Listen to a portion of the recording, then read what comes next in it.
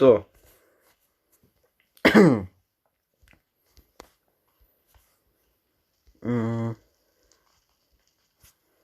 Herzlich willkommen zu diesem Livestream. Heute, wie gesagt, warte. Ich habe gerade irgendwo Lukas gesehen.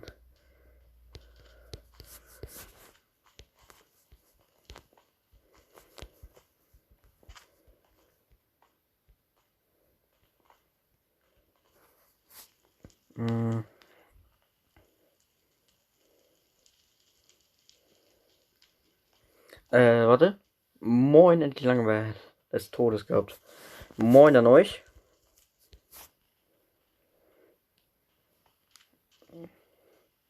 Muss mal kurz Lukas schreiben.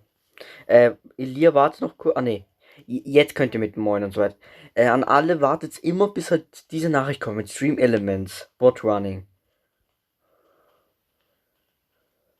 Dann heißt es, ich war das.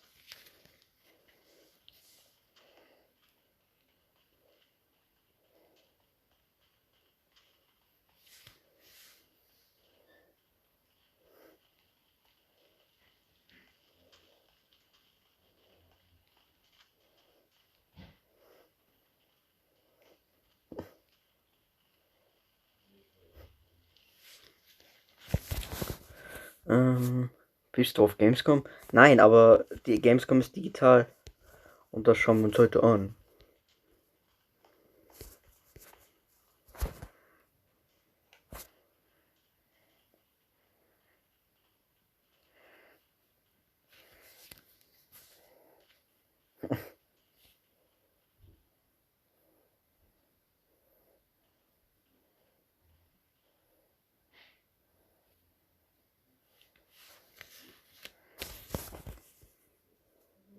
Also ich glaube, wir schauen uns an. Ich bin mir nicht zu 100% sicher, aber Lukas ist online, habe ich das richtig gesehen? Invite Players. Oh Gott, jetzt lag das. Wie meinst du digital? Hier.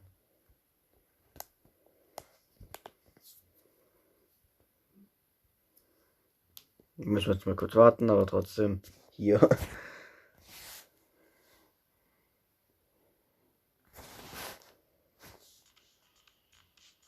Oh, in 3 Minuten ist das? Nee, ist nicht in 3 Minuten. Warte mal. Jo, Basti.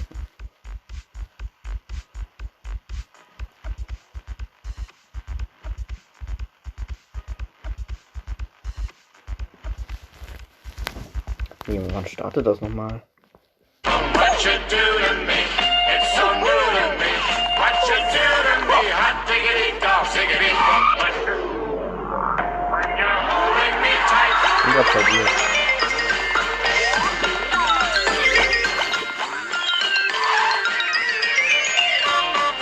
Er startet um 19:30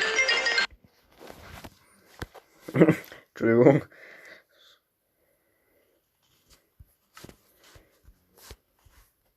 Wir zocken halt irgendwas. Wir zocken jetzt halt noch eine halbe Stunde was und dann schauen wir uns das an, weil das geht relativ lange.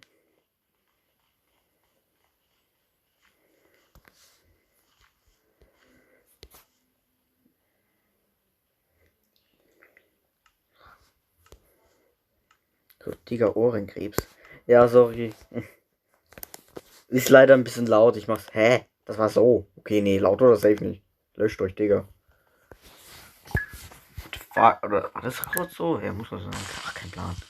Scheiß drauf.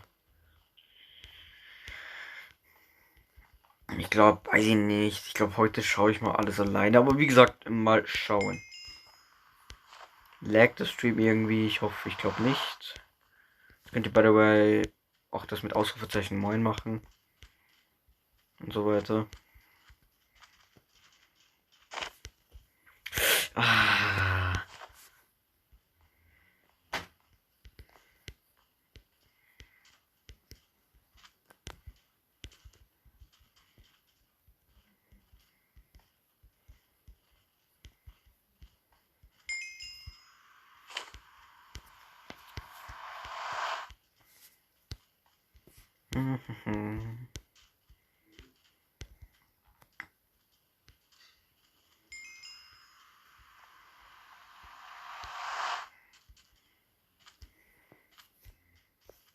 Nee, wirklich. Ich lese gleich die eine Nachricht davor.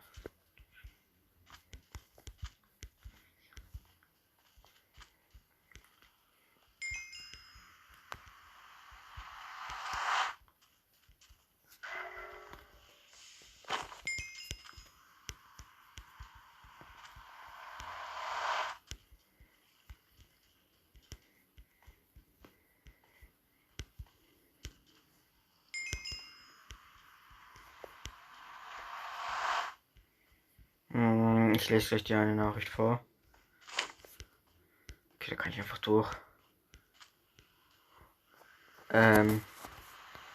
Ich würde auch gerne mitmachen, aber kann nur auf Handy spielen und auf Handy bin ich gar ist ja egal.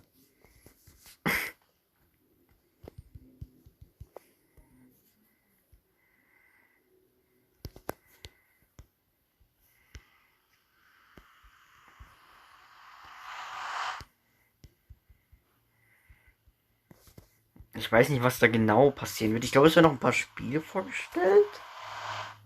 Was ich trotzdem gerne alles schauen würde.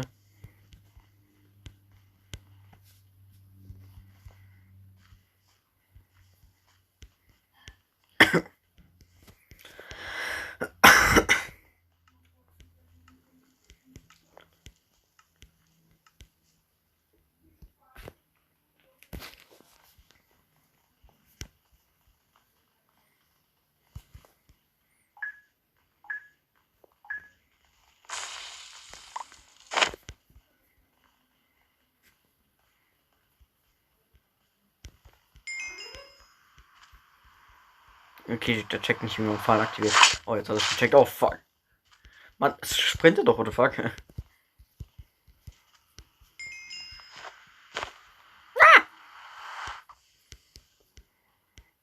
Es geht ja eh relativ lang, also wir werden eh nicht so viel Minecraft spielen.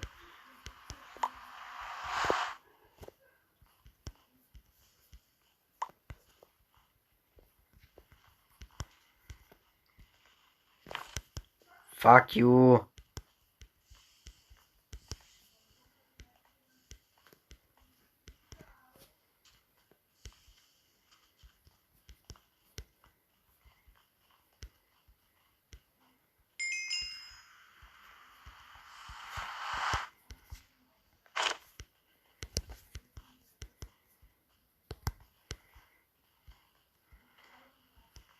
Ich lese gleich eine Chat-Nachricht vor. Kann gerade nämlich nicht.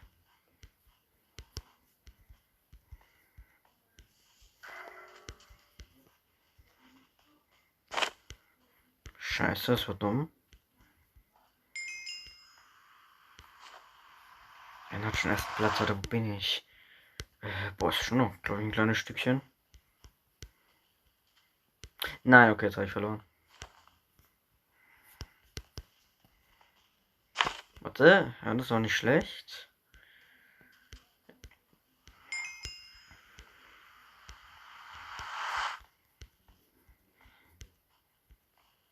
Ich jetzt einfach hoffen. Okay. Alle, wenn das Spiel aufhören ist oder ähnliches, ladet dies halt, also. Ach so. Oder das Stream kackt wirklich ab.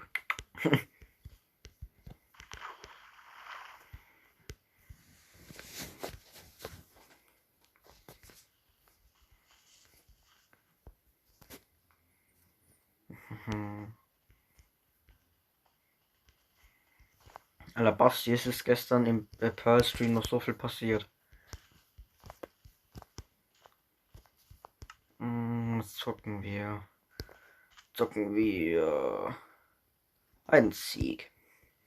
Es ist gestern Pearl Livestream so viel passiert. What the fuck? Also genau, wo du weggegangen bist. Das ist mein bester Mod einfach am Essen. Also, erstens, du bist gestorben. Ich musste dich leider opfern. Weil es war ein zu starkes Pokémon, nämlich Arceus. Und ja. Und ich habe fast den Abschlag verloren.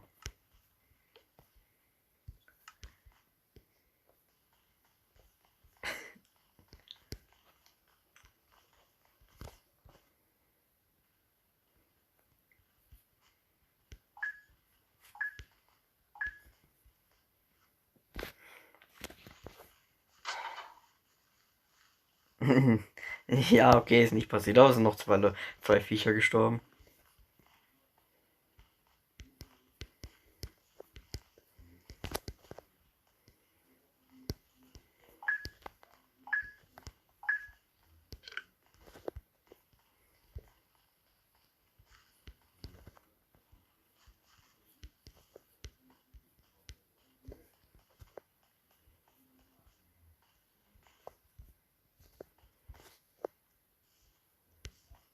Oh, so. Also, gestorben ist Basti. Nein, gestorben ist Tim und Chucky. Tim und Chucky mussten zu Arceus.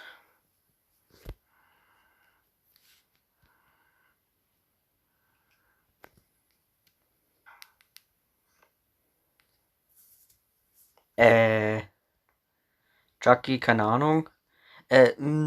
So. Warte. Tim, genau wo du gegangen bist. Das nächste Pokémon war ein Lepomentas. Es setzt Explosion ein. Warte, ich zeig das einfach gleich im Stream. Nach der Runde zeige ich das einfach. Easy. Einfach streamen, wie ich meinen gestern gelived Stream nochmal stream. Ja. You know.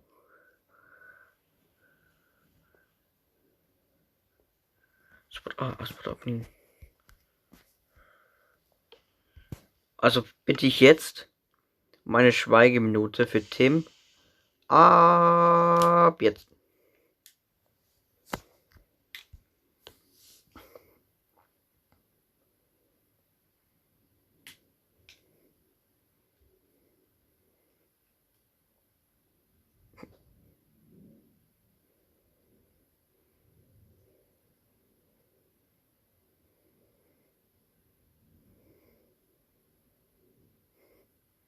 Doch in dir.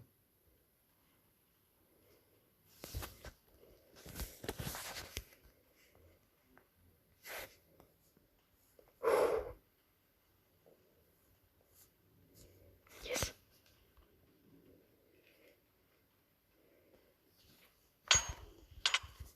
Scheiße.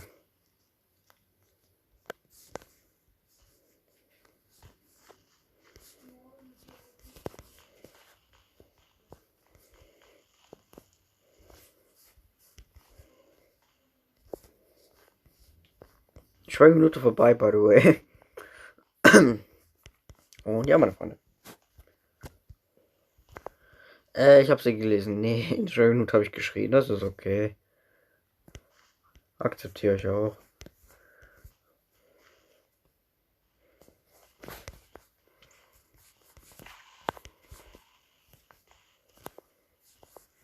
And then a bit connect, no.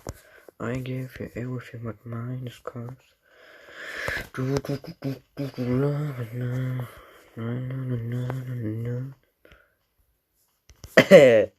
Arschloch, Arschloch. Das verstecke nicht. Oh mein Gott, ich muss noch irgendwas killen. Oder bin ich Level 16?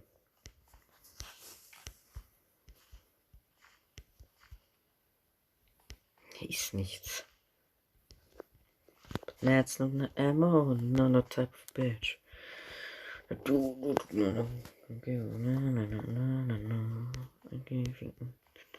Sorry.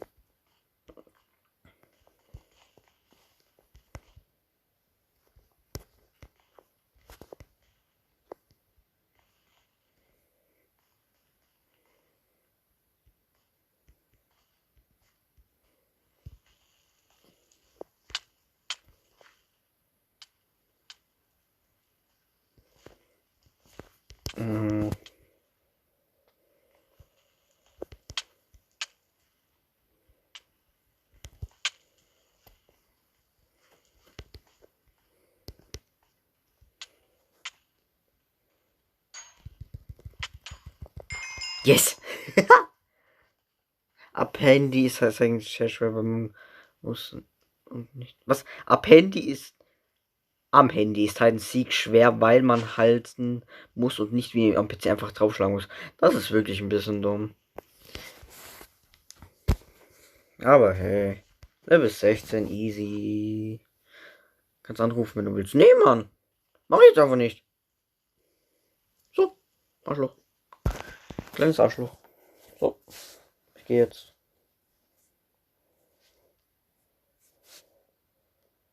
Alter Rubinischare.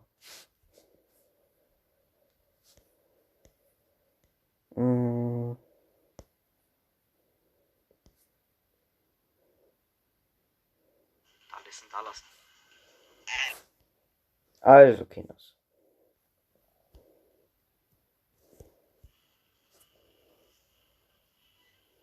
Wie lange geht das jetzt eigentlich noch? Was? Was?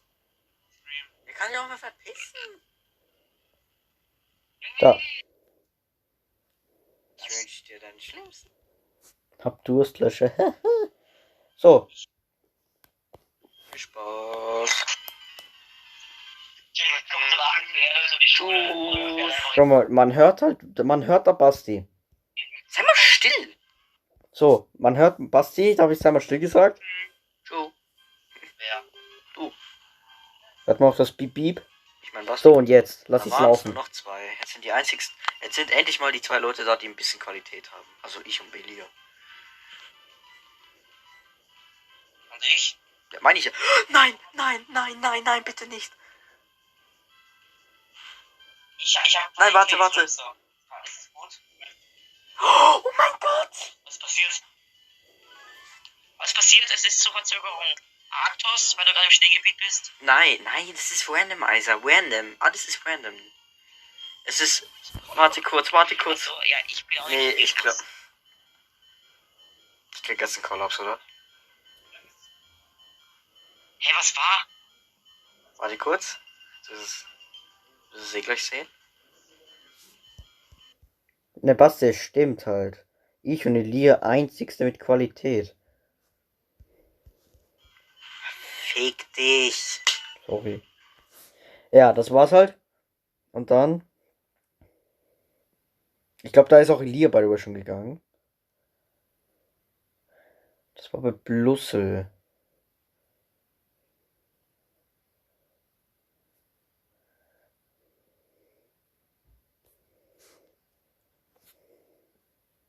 Karma war es nicht, weil es halt einfach die Wahrheit ist, mein Lieber. Ich finde Karma irgendwie so ein Scheißwort. Bin ich der Einzige, der das so ultra nervig findet? Keine Ahnung. So, ein Blussel. Ich setze halt Shadowball ein. Und nun macht er Copycat. Ich glaube, ihr wisst jetzt alle, was passiert. Kopieren. Ich habe gerade Shadowball eingesetzt. Er setzt jetzt auch Shadowball ein. Was nicht schlimm wäre. Das Problem ist, ich bin ein Geist-Pokémon.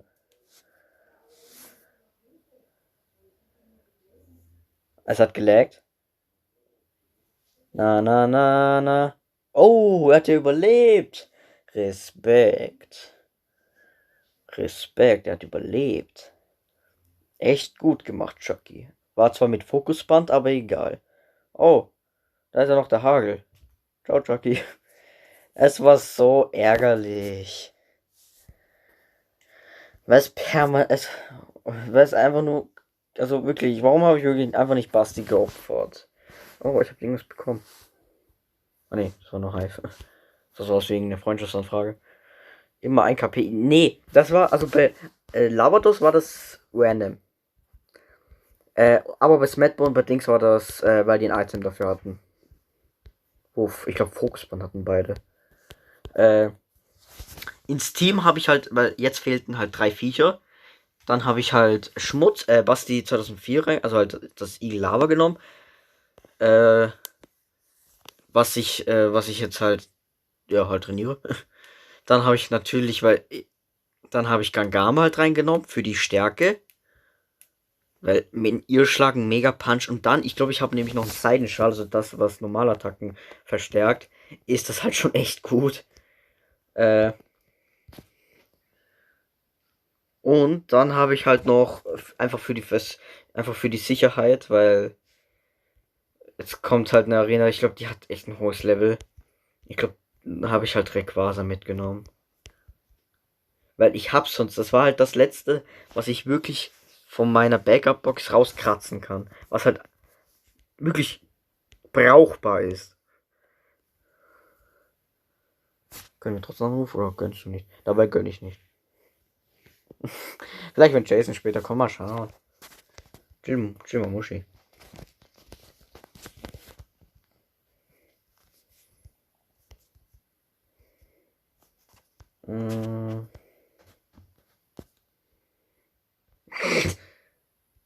Das heißt, die Nachricht kam genau jetzt. Heißt, der Stream ist nicht verzögert.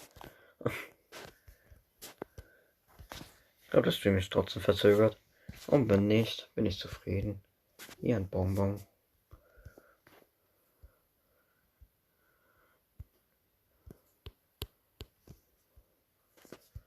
Not a bitch, I gave you everything. Mine cars. Oh, die haben eine Freunde. Ist da einer? Ja, da ist einer.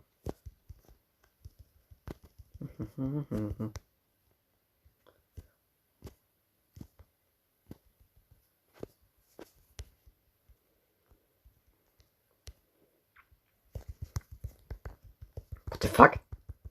Vielleicht auch mal treffen, du Hurensohn? Ich meine damit. What the fuck? Was ist das? Ha, fick. Ja. Achso, sorry. Habe ich vergessen. Ich kann da nicht mitspielen, weil am Handy bin ich ja. Ja, 8 Sekunden circa läuft. Ich kann da nicht mitspielen, weil am Handy bin ich loster als jeder. Das ist ja egal. Natürlich kannst du mitspielen. Das ist halt nicht so gut. Aber hast du da nicht so einen komplett AIDS-Namen?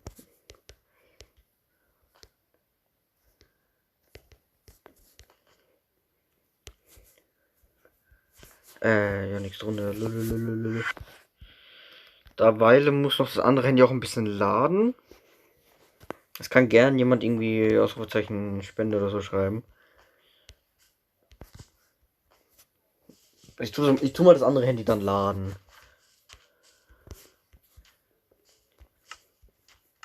I gave you everything but mine cost. Be careful me. Na, na, na, no. Another type of bitch. Tschüss.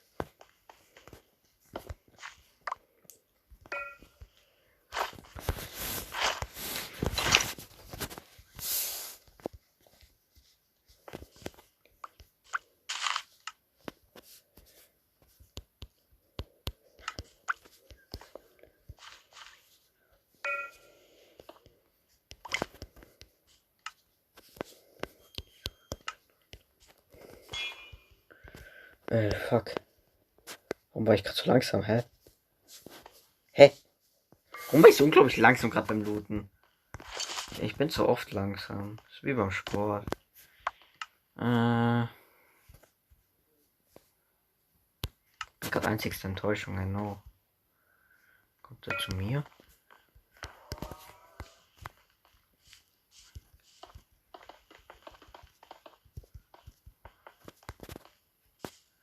Bockenheit.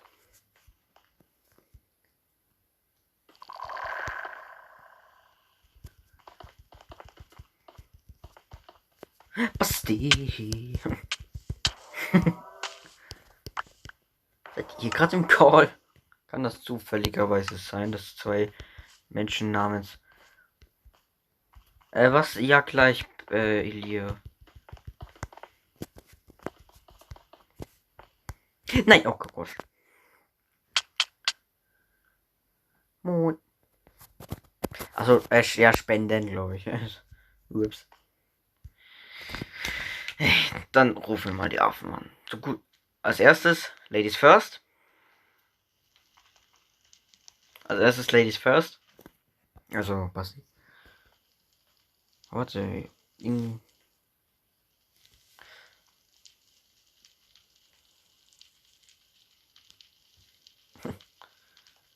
Hallo.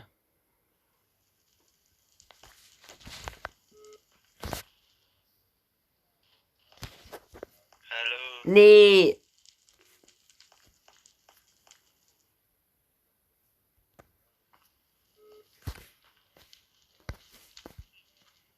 Was ist ein Check, Alter? Nee.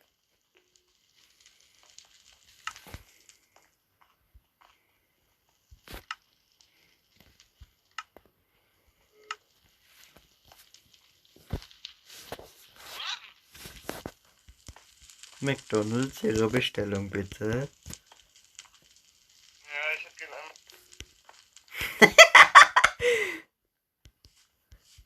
Jetzt hat er uns halb geliebt.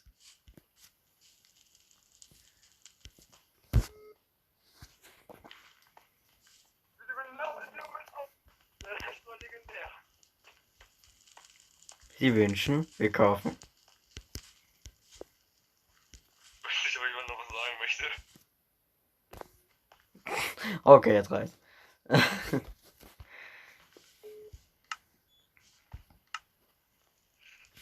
Okay, ja. Ja, wir wissen es. Glumanda ist so cool. Oh mein Gott, Glumanda ist das allerbeste Pokémon auf diesem Planeten. Wir wissen alle, dass Bisasam besser ist. Und ich würde sagen, liken, kommentieren, abonnieren. Und ich würde sagen, bis dann und ciao. Also ich troll nur ein bisschen, also. Achso, Elia. Hä, was ist los? Was habe ich getan? Ja, genau. Hä? Chat, wisst ihr was? So ein Scheiß. Elia. Hallo. Ich hab mein Handy abgedreht. Tschüss. Aber egal, ich geh wieder Minecraft rein. Wie geht's euch so, Kinder? Call me baby. Herzlich willkommen, JJ. Jetzt kommen ja alle wieder. Jetzt kommt wieder die ganze Truppe, oder was? Jetzt fehlt nur noch mehr Jetzt fehlt nur noch mehr Angela Merkel, die alte Schlampe.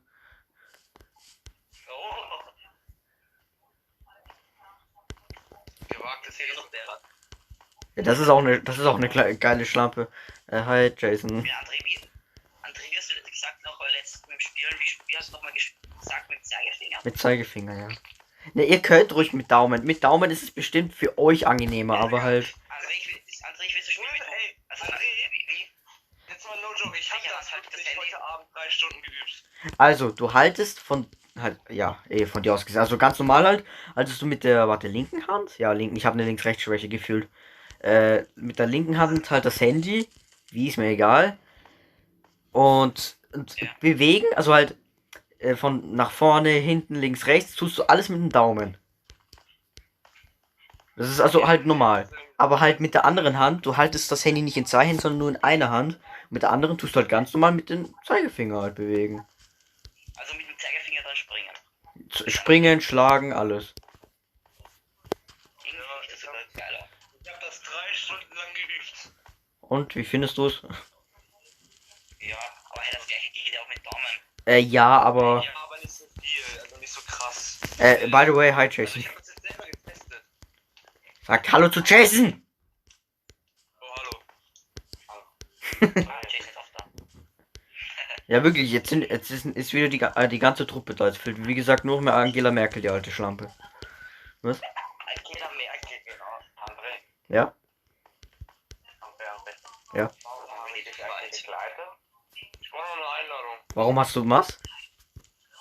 Warum habe ich dich jetzt eigentlich begleitet? Keine Ahnung. André. Warum? Ich war halt heute mit. Oh fuck, jetzt habe ich Anime eingeladen. André, das war mein größter Fehler der Welt. Was will ich? Hä? Ich bin gerade verwirrt. Manage Players. Warum kann ich die. What, Disband Party? Ich habe kurz die Party disbanded. Ja, ich muss euch kurz alle einladen. Ihr nehmt kurz nochmal alle die Party an. Oh mein Gott, Mando! André, ich muss jetzt essen. Ich komme später wieder. Oh, achso, na gut. Heftig, oder? Normal. Bye. Ciao. Okay. Ja? Weißt du, warum es der größte Fehler meines Lebens war? Warum? Ich noch nicht. Samantha wollte, dass ich sie nach Kammer begleite. Jetzt war ich dort noch in Kammer. Naja. Das Command heißt nicht mehr das Command, sondern Live Gaming 5151. Er darf eh damit spielen. Er spielt halt, das Ding ist halt, er spielt halt auf Xbox, also halt auf Konsole, aber mit Maus und Tastatur angeschlossen. Also ganz Leute. Boah, King. Also gilt als PC. Ja, Elia, der muss fressen. Gut, was sollt ihr spielen, Kinder? Treasure. Ja, Treasure. Gut. Basti, ich habe mich ja gestern umbenannt. Ja. Ich gehe heute in Fortnite rein. Ich sehe nur, ich bin dort auch umbenannt. Oh. Ja, weil er halt auf Xbox spielt. Dann wollte ich mich wieder umbenennen. Da steht so, ja, geht nicht. Sie müssen 10 Euro zahlen oder so. Was? Ich muss 10 Euro zahlen, dass ich mich wieder umbenennen kann. Spendet alle Chase Geld. Kannst du nicht irgendwie ein bisschen länger warten, also irgendwie 10 Tage oder so, oder einen Monat oder sowas? Nein. 10 Euro. Ich habe einen Support angeschrieben, war André dabei. Ich war genau, ja, war ich. Also ich war. Ich muss einmal die 10 Euro zahlen. Aber theoretisch. Also einfach auf gut Deutsch gesagt, scheiße.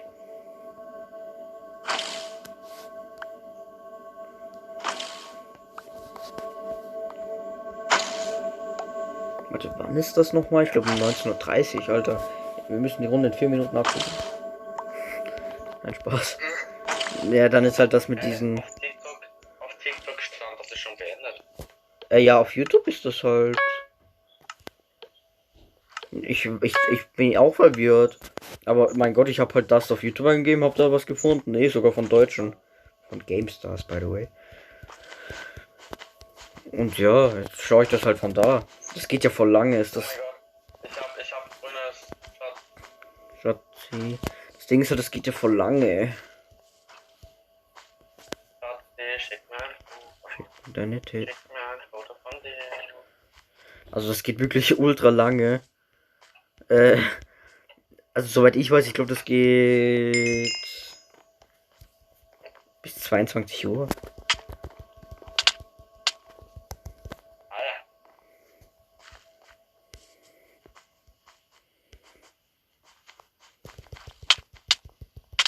Nein, hätte ich eine Picke, wäre ich der beste Mensch auf diesem Planeten. Und würde ich nicht laggen, wäre ich der beste Mensch auf diesem Planeten. Warum hat er jetzt auf einmal ein Full-Dia-Schwert? Full-Dia, was glaube ich. Warum hat er ein Dia-Schwert? Lapis, was? Habe ich gerade Lapis verstanden? Und André, Ja. wen ich in Kammer getroffen habe. Anja. Ja. Tschüss. Ich habe mir nur gedacht, nein. Nicht die auch noch. Der Tag war schon schlimm genug. Nein. Und sie kommt immer näher. Immer näher. Ja, moin. Ich werde einfach von allen Seiten genommen. Warte, hat sie. Oh, dein Ihr-Schwert. Emerald. Weiß ich, das auch lohnt, ne? Ja, schon, hä? Kurz 5 Emeralds farmen. Mein Gott. Ohne Rüstung. Ja, klar. Nicht das effizienteste, aber mein Gott. Einfach nö. Weil ich farm jetzt auch die. Blau kommt, Blue. glaub ich. Da kommt da jemand. Blue. Ich war von der Seite. Ich bin gerade weggescheucht. Mann, du Hurensohn. Ah. Mit dem Kanal nicht mehr Mann. Alter, du bist so ein Wichser. Was war das? Oha. Dass der nicht mal was getan. Ja, ich sprech schön. Hat das deine Mutter? Ja, mein Fenster ist offen. Ich hab den Schatz. Schade. Schade. Ich bitte um eine Achso, gelb ist AIDS.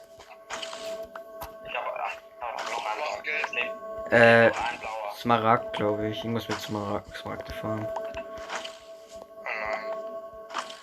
Was, du machst das gut.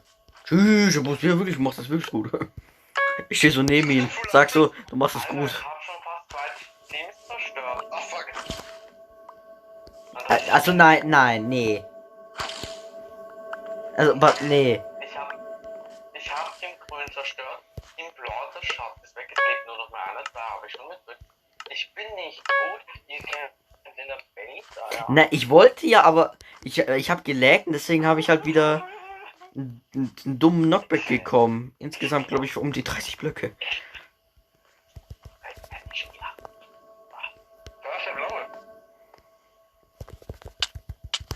I gave you everything what mine is, cause. Der blaue kommt so. Jason, der ist Licht. Ja, ich habe ein Dierschwert. Lalalala.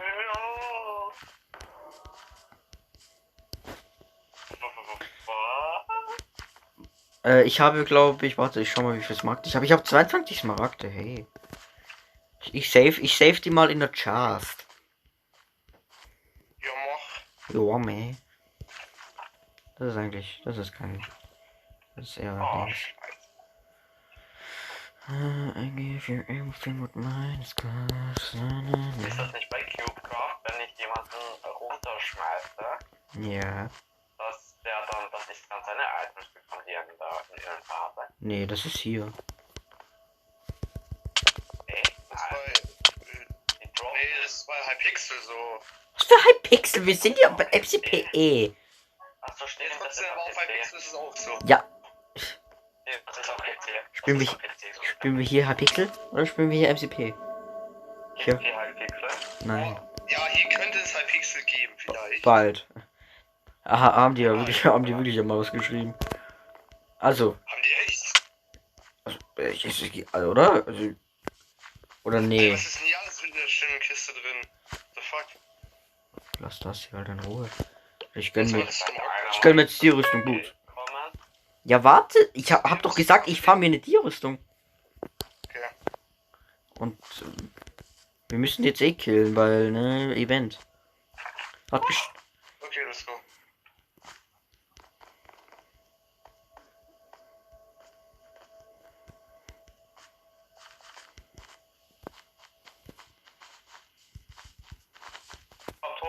Kommt hoch. Ich mach Bett.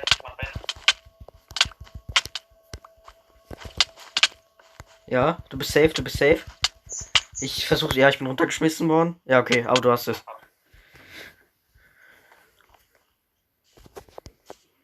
Warte.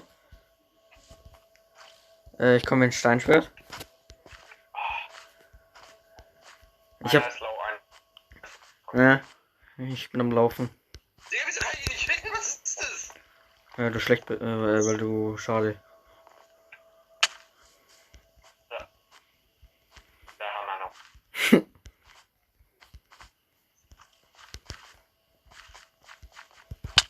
Nein!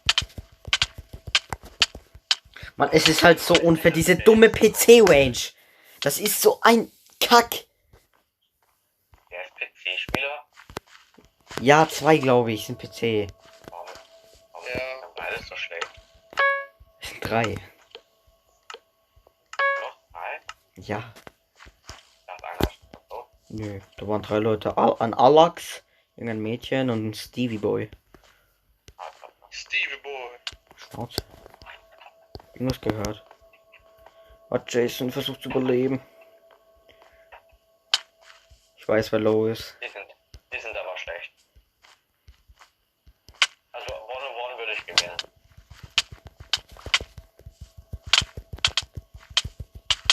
Ja. Was soll ich denn alles mal? Ich muss einfach nur in der Mitte bleiben.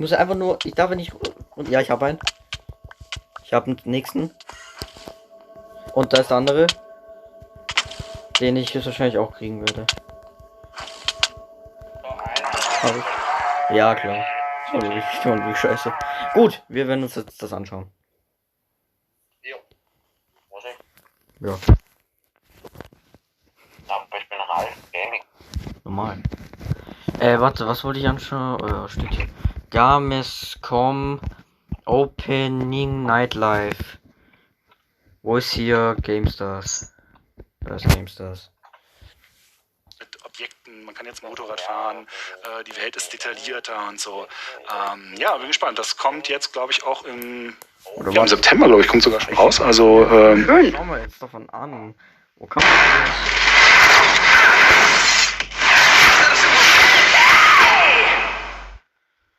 inside a Sherman tank or at an airfield or sneaking into a Nazi subbase, the level of immersion is unprecedented. Through the power of VR, you're climbing a wall, you're pulling out your gun, you're catching a grenade in midair and throwing it back. Yourself. It's exciting and it's terrifying and it's fun and it's cool kind of helping create these experiences for people. was, der Show will start in 7? Das ist mich verwirrt. Warte, wir gucken einfach mal. Ich guck mal kurz, wenn das ein kurz bei Nintendo. So for us, you know, the authenticity was everything. When you put that headset on, you feel like you're back in World War II era Europe. It's a very surreal experience to be there without being there. You're not Klar, watching history on a flat screen. natürlich, das ist Englisch.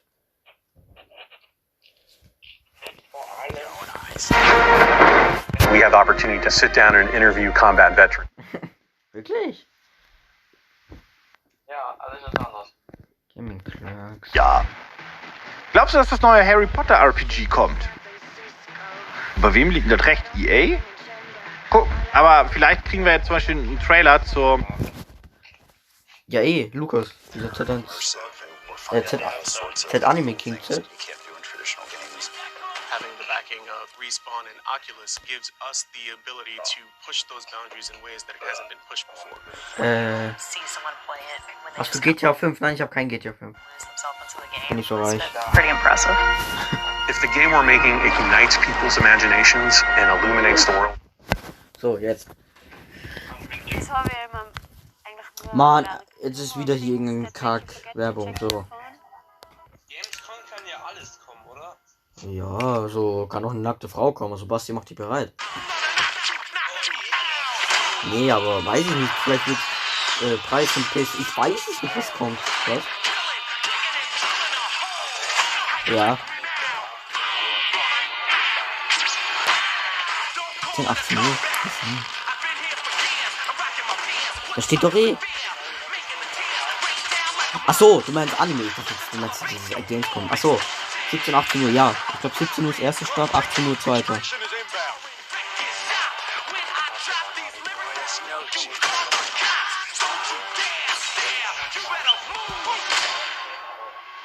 Hast du PUBG? Nein, ich hab's einmal, glaube ich, eine Runde gespielt. Ich fand's jetzt schon. Nee, kennst du nicht. Finde ich komisch. Ich finde PUBG komisch. Ich bin kein Fan von PUBG. Bitte, achso, ich auch nicht.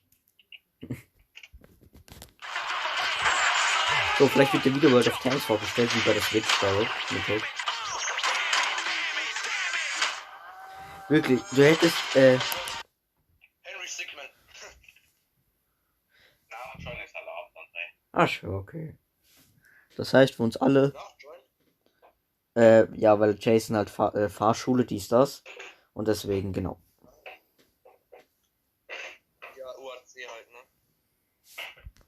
André, aber es könnte sich ausgehen. Ich habe so circa 16 Uhr 20 aus. Bis ich daheim bin, bis 17 Uhr. Ja, ich glaube, ich habe ein bisschen mehr gespielt, sagen wir 4, aber trotzdem. Ich werde mir diesen Spiel, ich habe es auch oft gesehen. Nee, ich werde mit PUBG einfach nicht warm. Was, irgendwas mit 16, 14 Uhr, was? Ja, ich bin um 16:20 Uhr habe ich circa aus, bis ich daheim bin, ist nur. Also erster kann ich schon mal. Ersten Stern, dann halt also, ne, dann halt den zweiten. Hast du neue Season schon mit dir? Ich, nö, ich spiele keinen Fortnite mehr. So, was steht denn so im Chat? Wie oft werde ich GTA 5 lesen? GTA 6. Oh, ich lese GTA 6. Bei diesem komischen Stream da, bei dieses Gamescom Night Live. Da wird voll auf dem Chat jetzt stehen, GTA 6, weil viele sich GTA 6 wünschen. Basti zum Beispiel. Nein. Und ich habe hier meine Chips, also alles gut.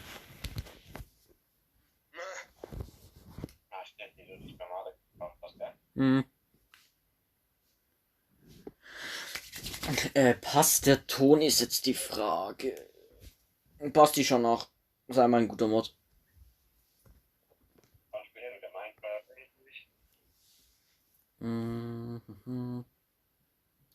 bin halt gespannt, wie das jetzt so wird.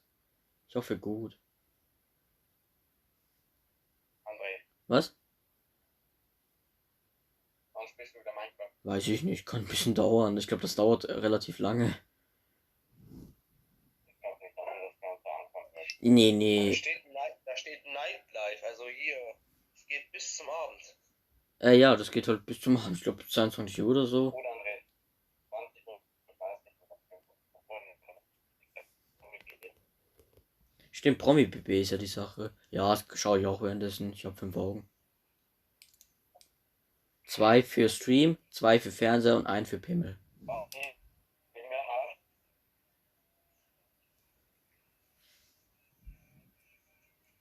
Ich glaube, er hat dich nicht gehört. Hallo? Basti? Ja, nee. Den wir haben. Ja. Da machen wir halt den Zone-Anfeld. Ja.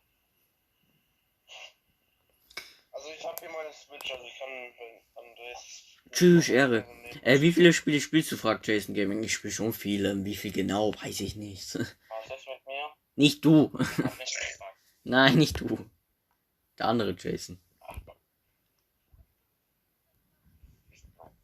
Es geht in 1 Minute los. André, weißt du, was witzig ist bei Lavados? Was denn? Bei Pokémon-Mitgliedern muss man auch gegen Lavados kämpfen.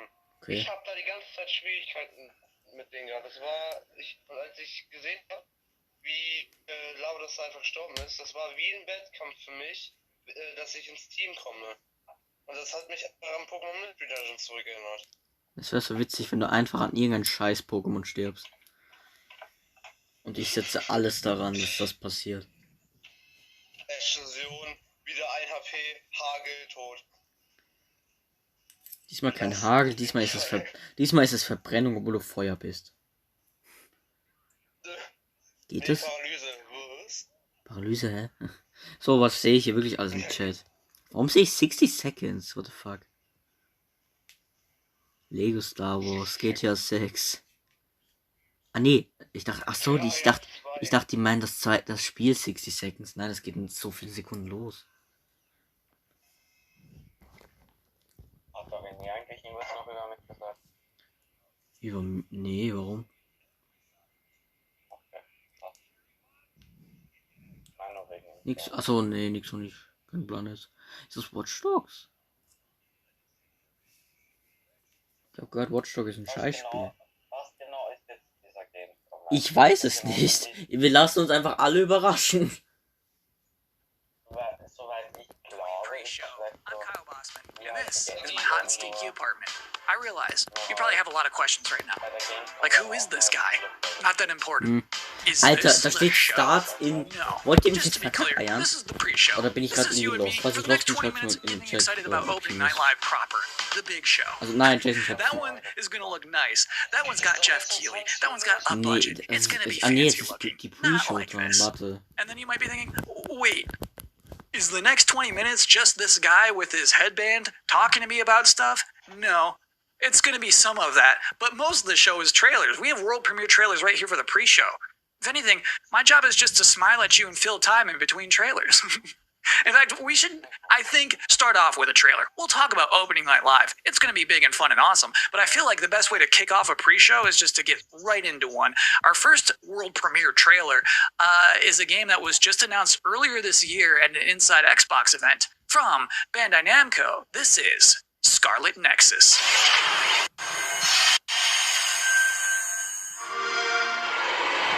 Jetzt wird irgendwas gezeigt. Warte. You have to be prepared for Also Schreie ist es auf jeden Fall kein... Intruders were just detected.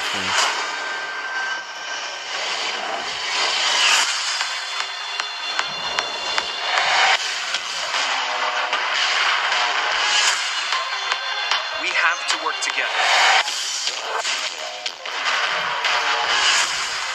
Or the world will be destroyed.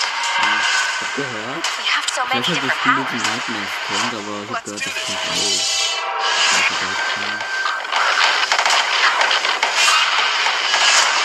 You have your ways of doing things, and I have mine.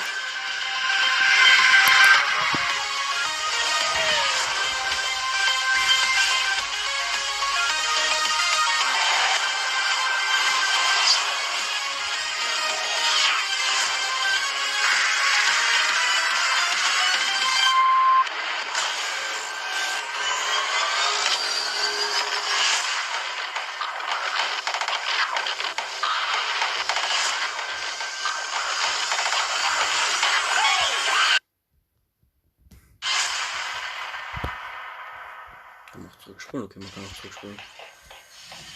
Keiner, also wie gesagt, kein Plan, was es ist. Ich lasse mich einfach überraschen. Vielleicht wird es jetzt auch komplett scheiße, aber hey, es wird auf jeden Fall halt Spiele über PS5, Xbox und Switch auf jeden Fall rauskommen. Also halt gezeigt. Switch auch. Also ich glaube schon. Es ist eine Gamescom. Oder vielleicht sehen wir irgendwas von... Aber vielleicht will Nintendo das nicht? Halt die Schnauze, ja, die machen ja dann wieder so ein cooles Partner-Showcase. World of Tanks, cool. Just Dance. Was kommt als nächstes? Was? Just Dance, cool, war auch so cool. Dance mit Dance, achso, okay. Als nächstes füllt wirklich noch mit Barbie und Hello Kitty, aber dann bin ich weg. Dann liebe ich. Dann gehe ich zu Sega. Dann bin ich nicht mehr bei Nintendo, dann gehe ich zu Sega. Das war ein bisschen lost. Erstmal Sonic-Spiele spielen, jawohl. Hi Alexander Friedmann. Schönen guten Abend. Ja gut, das ist irgendein Blödsinn jetzt, diese Pre-Show, da wird jetzt irgendwas gezeigt. Der Typ macht mir Angst. Guck sein hässliches Bandana an, what the fuck.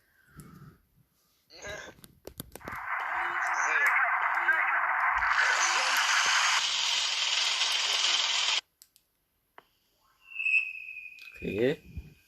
Etwas für die PlayStation. We did it. Was hat er für eine Minigun An da artifact. You recovered. Alter, ich dachte gerade. Ich wollte schon schreien, aber nee. The answer to all Heavy Rain 2. Aber nee. Jetzt leckt mein Internet. Ist das dieses, wie heißt das, Doom? Nee. Ich habe keine Ahnung, was das ist. Nee, glaube ich nicht. Ich glaube, Doom hat bessere Grafik. Nee, Doom ist nicht. Ach, keine Ahnung, löscht euch. Kein. Ja, wollte ich gerade sagen.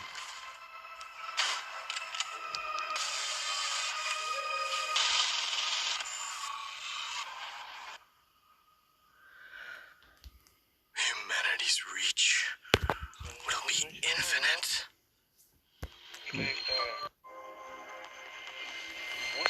Quantum Error. Mhm.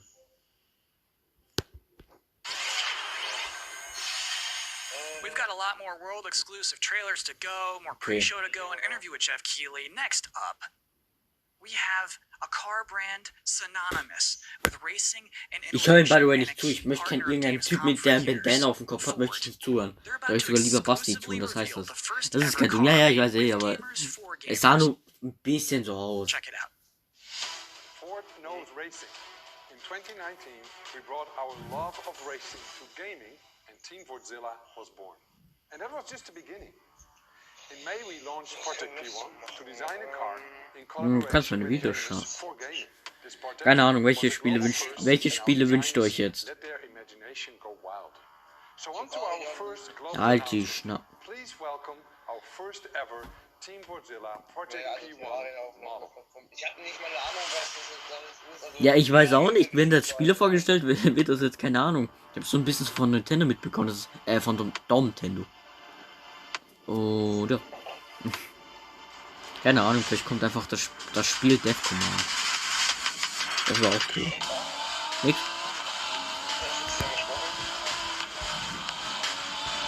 Ach, Halo, ach so. Kein Plan. Nein, ich meine, weil Alexander hat das gerade geschrieben. By the way, Alexander, sorry. Alexander, ich bin lost den Namen, sorry. Gamescom Opening Nightlife. Ah, jetzt. Das merke ich dir aber nicht an. Ah. Jetzt ist das auf TikTok. Oder wie? Bin back, hi Lia.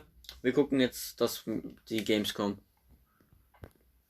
Oder, ich glaube, es kommt davon noch mehr. Ich weiß es nicht. Also, wenn das langweilig wird, dann gebe ich Dislike. Nein, Joke. Ich weiß nicht, was ich machen soll. Boah, ich muss aufpassen, dass ich dann, wenn später wirklich irgendwas Geiles kommt, dass ich dann nicht schreie. Basti, halt mich zurück. Halt mich zurück! Was? Bramen, easy! Woo! Jetzt schrei ich schon mal. Sorry. Was? Ja, das war Bramen. Try something to put some smile on the face of everyone. Also von Pete's Meat. I would watch a lot more movies Pete's Meat, woo! and read more books. Passt das by the way vom Sound her? Ich glaube, so passt das. Welcome back to the opening night live Also warte noch ein bisschen, bis pre-show. es, wenn du siehst, dass ich ein Only bisschen the höher gestellt second habe. year of ONL existing, but I think it is safe to say that this year's will be unconventional. So to tell us what to expect from the show this year, please welcome Jeff Keighley. We are now joined by Es passt, Jeff okay, danke. Keighley, Übrigens, host Alexander, falls du noch and da bist im executive Stream, producer of du Opening bist Night Live. beim nächsten Thank you, Jeff. Pearl-Livestream, bist du in meinem Team. Also great, Cal. Rayquaza How ist are im you? Team. I'm doing okay. So back in April, Gamescom passt, said okay. we're going digital this year. When did you start thinking about ONL and how that's going to look? Well, we knew last year we were going to do another ONL this year because Ich muss it es kurz was a bei big Domi schauen. success, but yeah, we had no idea what format it was going to take. Normally we were in Cologne. This year we're doing it from Los Angeles, but I actually, Gamescom came to me and said we definitely want to do ONL. It's a digital event for the whole world, so even if we don't have something physically in Germany, we still want to do this show with you. And I said I was doing Summer Game Fest, and maybe we can bring all these things together to create this grand finale for the show. And Aber all by the summer way, I was really hoping to ich kann uns do währenddessen a show mal that was a little bit anmelden bigger than I've been, für broadcasting UAC from da, home here wo for many months, Anime. and I wanted to do something with kind of a Wie heißt der set, Scheißpreis? with a spectacle to it, and bring the whole Nein, industry nein, nein, nein, together, das and heißt- that's what we're gonna do. Das So is it heißt, going to be wartet, just as long as a regular show? wartet. Yeah, we have like 2 hours of stuff to show Wartet. folks from across the UAC war industry. TO3, aber auf einmal The steht big vorhin irgendwas stuff, mit Anime. the biggest games out there like Call of Hier, Duty, and Teilnehmer. then a lot of really Anime war 2, interesting Anime titles. UAC Of Team. course, we're gonna have some amazing next gen stuff in the okay. show, and So, Fall Guys season anmelden. 2, which has become a thing over the past couple of weeks. So it's really fun to have like the big and the small and Nein, the muss ich nicht. surprises Also, and ja. next gen all Doch, blended ja, together. kann But man. yeah, it's a Aber ja, full blown so show, genau. 2 hours. Is it going to be just back-to-back trailers, or are you going to do some interviews and demos? You will definitely see trailers. You will see some extended gameplay Ja, demos. ich schreibe Handy, of some titles in-game, as well. also There will be a few interviews with a couple of ING, developers.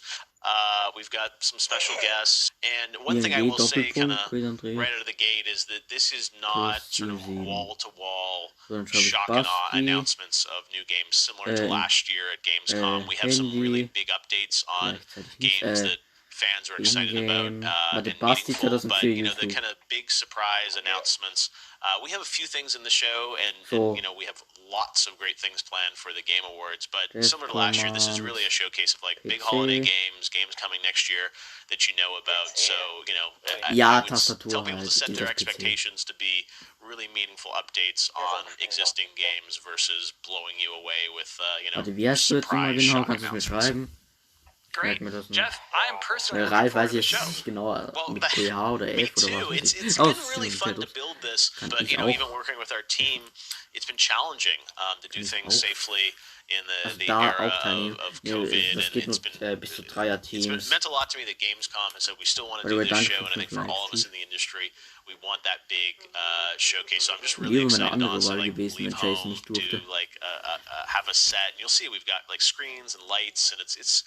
If we do it right, we're going to hopefully create that magic moment that we haven't felt this summer, right? And a lot of the events this summer have been pre-taped, and they've been great and lots of cool game info. Ich mache But I bei so really einem wanted Projekt to do nicht something mit, live with a lot of energy to it. So if we do things right, wenn ich that's da, what also people are bei about to einem see. Dreier Very cool. Varo Good Team luck with everything. mache ich. Thanks, Genau. Kyle. Thanks for hosting the pre-show. Ralf, I'm doing my best. habe ich das richtig So just so geschrieben? we're all on the same page about what just happened, that was basically an interview with my boss using questions that I mostly already know the answers to. So considering all that, I think that went pretty well. Next up, we do have another world premiere trailer, baby. Vroom vroom honk honk for Dirt 5.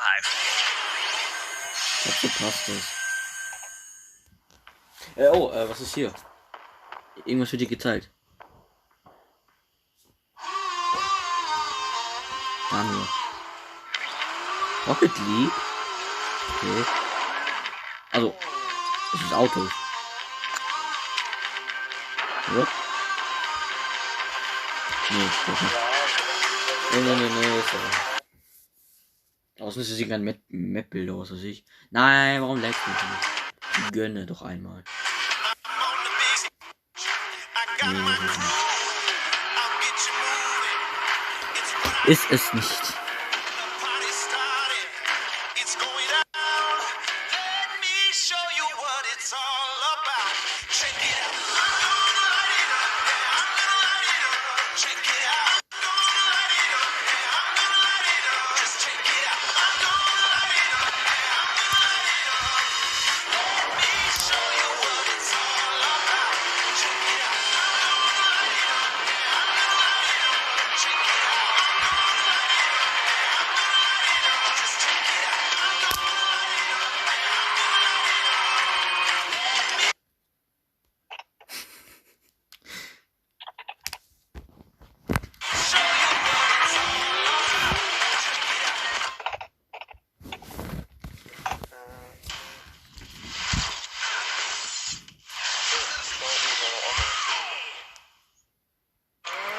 Ich habe uns schon mal angemeldet für das Projekt. Aber passt ja nicht so zugeschrieben. Ja, mach mal bitte wieder Mario 3 oder 4 live. Mal schauen, ich glaube nicht, aber mal schauen. It is now time for the part of the pre-show that I've been reading your live dauert comments. jetzt, wir schauen es I mal see zu them Ende, right ich now. muss jetzt schauen. Everybody's blowing up, demanding Kyle's 10 reasons to be excited for opening night live. Gleich. Well, let's kick it off. Reason number 10 to be excited for opening night live 2020, feeling excited for next gen again. Number 9, Jeff Keighley wardrobe reveal. Number 8 reason to be excited for opening night live 2020, Destiny trailers usually pretty good. Number 7, it will mean this pre-show is finally over. Number 6, Call of Duty Black Ops Cold War. Number 5 reason to be excited for ONL 2020, Shadow Drops. Number 4, Fall Guys Season 2. Number 3 reason to be excited for ONL 2020, actual gameplay from a mysterious PlayStation 5 exclusive. Ooh. Number 2, everything else in my life sucks right now. And the number 1 reason to be excited for opening night live 2020, Jeff Keighley said it's gonna be good. We have one final world premiere trailer to show off, and this trailer is an announcement. Ich glaube, der das moderiert, ist der auch die... Wie heißt das nochmal? Was habe ich vergessen?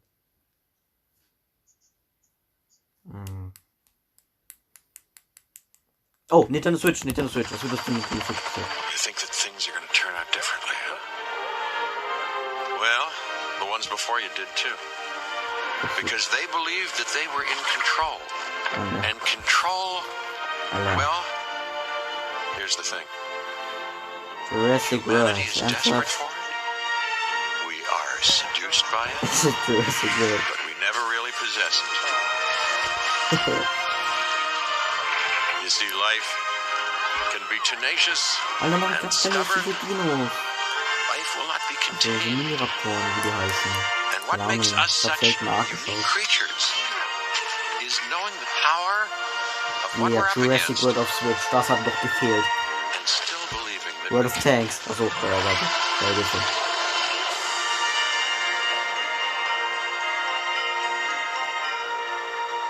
Bald wird noch Mario Party 10 auf die Switch geportet. Das war witzig. Was Jurassic World? Das Spiel? Es gibt so viele Spiele.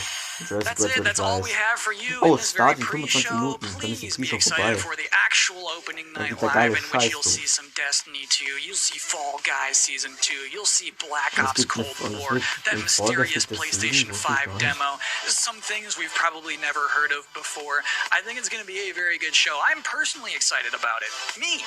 I should thank you actually for putting up with my nonsense for the last 20 minutes. It is appreciated. But seriously, enjoy the show. You know. So what's the plan? Time to take control of our world. When we feel out of place, disconnected, and divided, There are always repercussions. do we have what it takes All right, I'm going in. to be heroes? What we're doing here could change things forever. Tonight, we bring the world together. You're with us now. We celebrate who we are Yes, it's humanity's chance to repent. and what we are. I'm with you every step of the way. The future. Nein, Elia war das nicht. Das kommt jetzt, glaube ich. Genau, ich habe das nicht richtig zugehört. Welcome to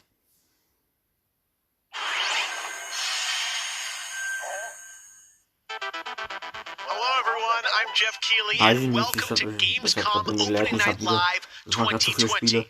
Now, this year, Gamescom is, of course, a little different than normal, and I hope all of you and your families are safe and healthy at home. Ja, genau, der In Typ, 2020, der Game Awards, games have comforted and connected us more than ever. And with the launch of PlayStation 5 and Xbox Series X later this year, games are only going to get better. Well, all summer, I was hopeful we could get to this very moment, a big live showcase filled with more than 35 games to kick off Gamescom 2020. Tonight, you'll get a first look at Fall Guys Season 2 and an extended gameplay demo of Ratchet & Clank Rift Apart for PlayStation 5. Plus, we might have a couple surprises along the way, too. But before we start, I want to acknowledge and thank all the game developers, marketers, and publishers who have worked under challenging circumstances to keep us entertained. This show is nothing without them or my production team, and doing a show at this scale safely is not easy, especially when all of you at home have some pretty insane expectations. I hope tonight reminds you why you love to play games. And with that, we're going to move on to our first game with a game that was just announced yesterday, Call of Duty Black Ops Cold War. And joining me is Dan Vondrak from Raven to tell us about the game and give you an exclusive sneak peek. Dan, how you doing? Good, Jeff. Thanks for having me here. This has been a dream project for us to work on from nearly the beginning of development.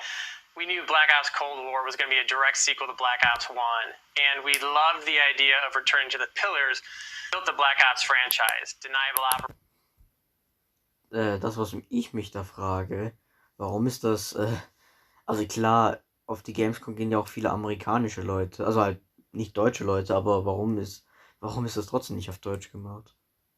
Egal. Ich glaube, es gibt eh eine deutsche Start playing with Black Ops. Everyone wants to know characters. We saw yesterday in the revealed trailers, some familiar faces. So, Woods, Mason, break it down. How does this fit into the Black Ops canon? You said it's a direct sequel, so are we going to see a lot of familiar faces? Yeah, part of the fun in making this game was bringing back the iconic characters like Woods and Hudson and Mason, seeing how all those personalities mix with some of the new characters. So the campaign takes place in 1981, and we love that we've been able to have so many connections to the original Black Ops and really be that direct sequel to the game. Now, one thing that I'm really excited about this is you're pushing the storytelling in kind of a new direction with some branches and some options. Can you walk us through your thinking there?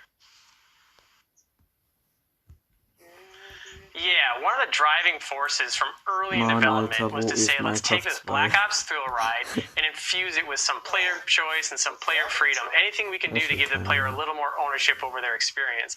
So that starts with allowing the player to create their own character for the Cold War campaign. They can name them and pick a military background and really pretend they are that Black Ops soldier that they want to be. From there, we wanted to take some of our missions and infuse optional objectives, multiple paths, and some player choice moments inside some of those missions. And it was fun to find that balance between the hard-driving Call of Duty action and these more non-linear experiences inside some of the missions. So with choice comes the player wanting to feel that impact. So some of those choices earlier in the game and some towards the end will actually shape the ending of the narrative of the campaign. All right, so multiple endings to this game. Also du hast einfach etwas zu trinken. Okay. Yeah, absolutely. That was one of the big things for us. It's like we love that Black Ops has always been willing to take risks, and we all know they did some of this in Black Ops 2. And with our story and with these features, we love playing homage to those early Black Ops games. Oh yeah, I remember the numbers. All right, well, Dan, we are excited to see more of it. I know multiplayer reveal is coming in September, but since you got a switch there, maybe you could flip the switch on something exclusive for us. What are you going to say? Yeah, absolutely. This is really exciting because this will be the first time we've done this outside the walls of the development studio. This is a scene from earlier in the game, and it's a critical point that really shows the narrative of the world, shows this threat that our heroes are going to be battling. So let's take a look. In Minecraft, yeah. Ja, Jason, hab ein bisschen Geduld. Red Wendessen wird erleben. 1943. Detailed information from the Manhattan Project was stolen from Los Alamos by the Russian spy known as Perseus. 1968, Vietnam War. Viet Cong soldiers orchestrated by Perseus attempted to steal an American-made nuclear bomb from a U.S. firebase. 5 days ago, while on a mission, we acquired intel that Perseus is in play again and planning an attack on the West.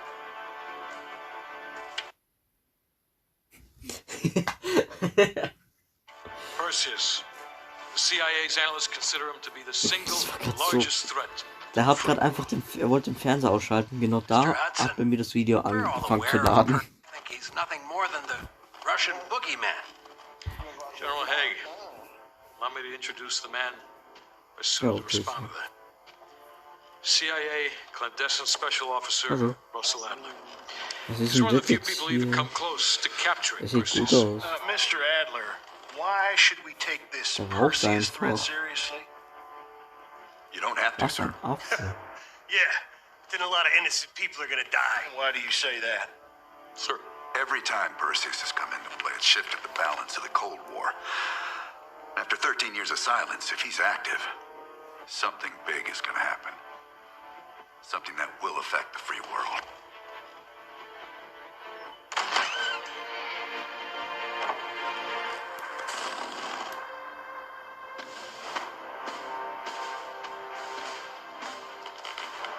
Mr. President. Sir. Mr. President. Mr. President, this is Jason Hudson and Russell Adler. I know their names. Who do you think approved their last mission? Weiß ich nicht. Da wird halt ein bisschen gequatscht. Verstehe ich eh nicht. Verstehe ich eh nur 20% nur. Und der Rest, keine Ahnung, werden ein paar Spiele halt gezählt. Wir schauen es trotzdem, man wird gefragt, wie viel Geld What the hell are you talking about? You know who we are? Every mission we go on is illegal. Bis um 22 Uhr, by the way, immer bis um 22 Uhr wach. Al, we're talking about preventing an attack on the free men and women of the world. Give Mr. Adler whatever he wants. Gentlemen, you've been given an important task. Protecting our very way of life from a great evil. There is no higher duty. Somit hat die nächste Person die Qualität hat verlassen.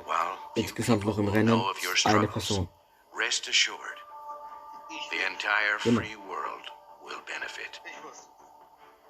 Das Ding ist halt, ich verstehe das meiste nicht, weil ich kann es ja nicht laut machen, weil sonst rasten alle im Stream aus. Also in mein Stream. Basti. Basti. Elia. Basti. Nein, Basti. Nein, Spaß. Klumanda. Klumanda 2. das coolste Pokémon-Spiel hast, wenn man das Das werde ich nie in mein Leben spielen. Ich aber. Haruna struggles to Das ist understand her mysterious innate abilities to manipulate the okay, nee, unseen. doch nicht. Check out this first look. Vielleicht kommt ein Kracher. Vielleicht muss ich ihm nur schreien.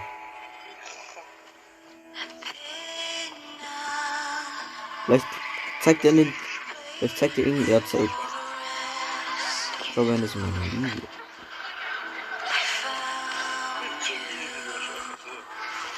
Gönnt.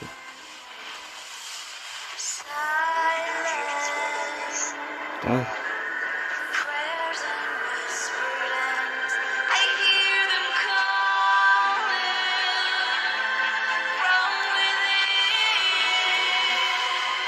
Gönnt.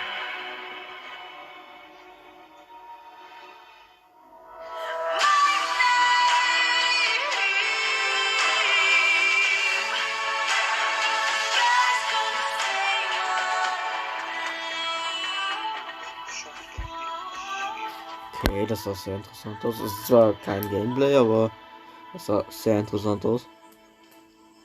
Warum ist das Spiel so laut?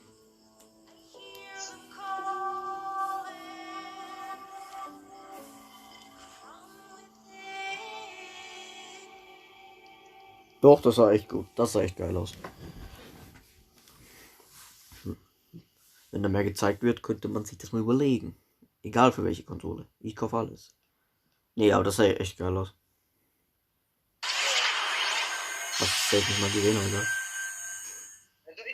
Ja, ja. Alright, let's get to the gameplay. One of this year's biggest games has been Doom Eternal. Tonight we've got an exclusive first look at the campaign expansion called the Doom Ancient Gods Breath of the Wild Part 2. 1. Achso. Check this out. Breath of the Wild 2. Wahrscheinlich. What the fuck? Wirklich, da gibt es zuerst Flugautos. Da gibt es zuerst Flugautos, das.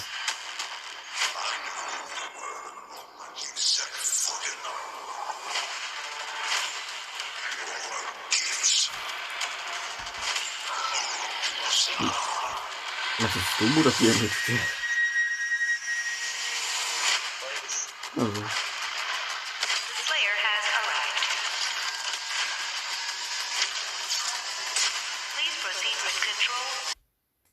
Bah.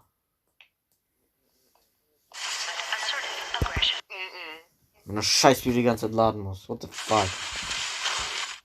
Und du halt nicht. Ja, jetzt ist schon wieder Werbung. Einer von den blockierten Nutzer. Ich sehe, ja, du mich auch. Gucken das mal in der Kosmetik.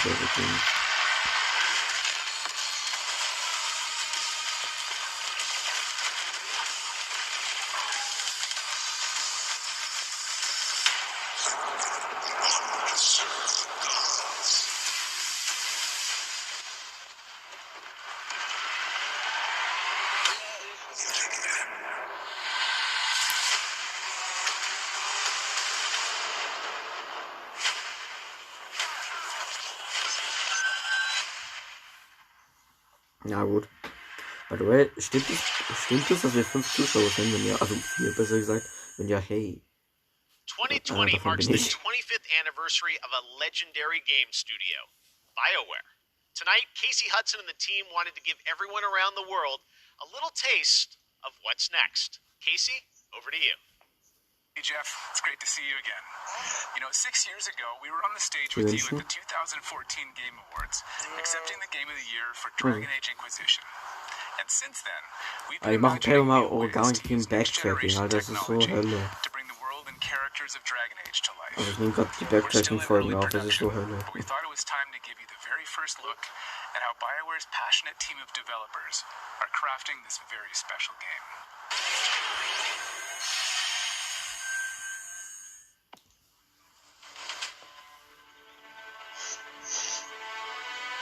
I've been at BioWare for a really long time, so I've got to see it grow up and turn from a company of 35 people to a company of more than 300 people. There's amazing people in the industry. There's amazing stories to be told with other people. I love that character so much. We're very experimental here at Bioware, so we're always coming up with new stuff. We're always trying to improve, innovate, and bring new characters to life for our players and fans to enjoy. The world of Dragon Age really has got it all. Kein Plan. It's got frontier Das ist GMX stories, am it's got PC. mystery, it's got hard-boiled detective stories, Ja, and of course it's all ja, wrapped up in dein kind of Handy an, was fantasy ist das setting. für ein You Roboter? really feel like you're the hero in the DragonAge world and you're saving people. Weil ich denke mir so, okay, der klopft bitte Is a wonderful world to play. so stark auf sein Handy. I am really excited about the future of Dragon Age. Scheißspiel. Und scheiß Stream! Der Gamescom-Stream kackt die ganze Zeit bei mir ab, Mann. Internet gönnen einmal. Gibt 90% hier Makes it fun to Richtung. explore and discover. Den Weihnachtsmann. In the next Dragon Age, you get an opportunity to see new Weihnachtsmann, things, du new places, Baum. and interact Mit with Augen. people who lived and grew up in these Und spaces as well. Behaarung. For the game we're working on now, we want to tell a story. What happens when you don't have power? Morgen wieder sich What happens bewegen, when gar kein the Bock. people in Also, charge Crash hatte noch aren't mal willing to address the issues? The things that you can expect in the next installment are going to be Wie stories soll that ich focus verstehen, on the nicht richtig. people Das ist around jetzt you alles still ab and the jetzt. friends and family you make. Wie geht das so? Something that we'll be able to look forward to in Dragon Age is a really close Also mein relationship Englisch ist ja eh with schon, game ne? characters who really become real Einfach for you. scheiße. Aber Or hated. One of the genau. best examples of that is Solus. Half the community wants to kill him, half the people want to marry him, and another part wants to do both. They call me the Dread Wolf. Ich wollte What will gerade they sagen. call you when this is over? Bioware and EA has been one of the forerunners in using motion magic technology, and that makes it way more realistic when you're looking at the characters and the way they walk and move and interact in the world. Players want that suspension of disbelief that this wonderful collection of digital pixels is actually a living, breathing soul. Das dauert, also es geht wirklich in Folge solche Seasons, ich weiß nicht, ich spiele kein Folge, aber darauf solltest du, glaube ich, ein bisschen warten, es kommt nicht sofort. Ist es schon. Was ist Fortnite? Was ist Fortnite? Gut, machen wir weiter. Decision making can mean that a party member lives or a party member dies. And it means owning your outcome and reactivity to the choices that you do make. I just love the possibilities that Dragon Age offers us, and I'm excited to explore a lot more of them. To me, that potential is what gets you up in the morning. It's a fantastic opportunity every time.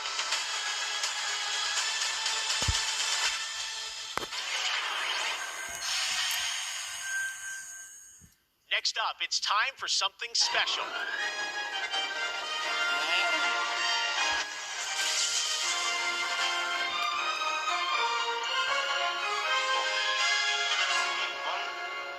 Great Scott! I think there's been a serious miscalculation. Wow, wait, you're, what's his name? Back to the Future? I'm Emmanuel Brown, doctor of physics, not of medicine, and certainly not that quack from Rick and Morty. Yeah, we know who you are, but what are you doing here? I did come back from the future to this precise moment on August 27th, 2020, because it's imperative we launch Surgeon Simulator 2 right now. And what exactly do you have to do with Surgeon Simulator? During the mid-20th Ein century, Simulator, some ich versteh's nicht. Surgeon Surgeon? University invented a state-of-the-art medical training Er labert über irgendeinen Simulator. otherwise known as the Surgeon Simulator Training Program. Now, 70 years later, we Dieser Operiersimulator, oder wie der heißt. It's unbelievable. You can access the program through your computer and then be medically trained from the Ach, comfort of wirklich, your Elia? Ach so, lol.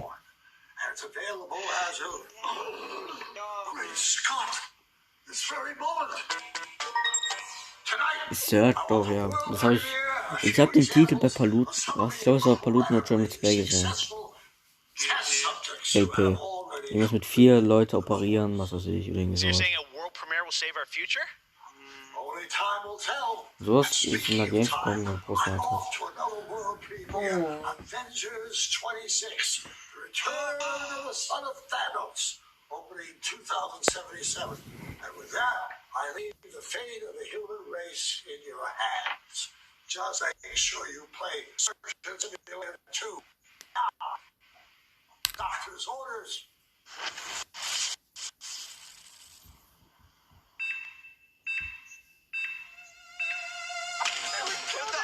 That's on his head! No! Let me give him a little pat on the head. Where does this part go? We got it. He looks good as new. Now grab the good arm and bring it in here. We're dying. He's dying. Oh no! That's not right! My finger slipped! He gets the right. Jesus Christ! What about... It's alive! He's perfect! We saved him! Cool. Doc Brown introducing Jacksepticeye playing Surgeon Simulator, only on opening night live. All right, well, if you thought that crossover was kind of crazy, wait until you get a load of this next game announcement that I don't think anyone probably saw coming. Check this out. Er hat geschrieben, die Vorgänger-Season-Zeit braucht noch circa 45 Tage.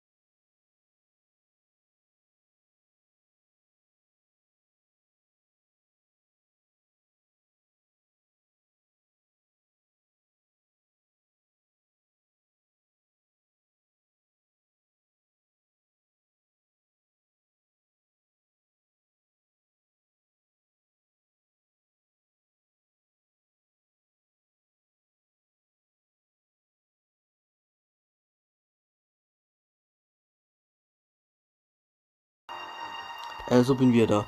Was war? Walking Dead? Okay, gut. So bin wir da. Okay, weg. Irgendwas mit Walking Dead. Tonight Cool. is just the start of games.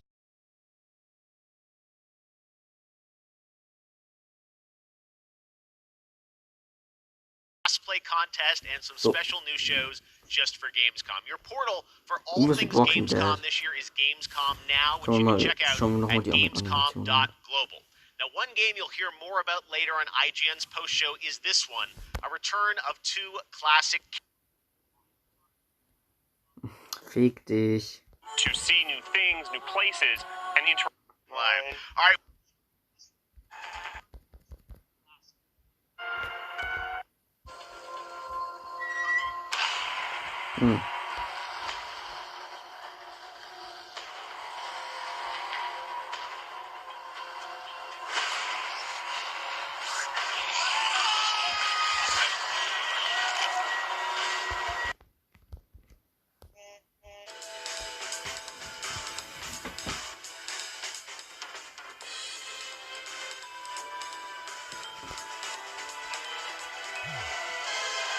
Awesome.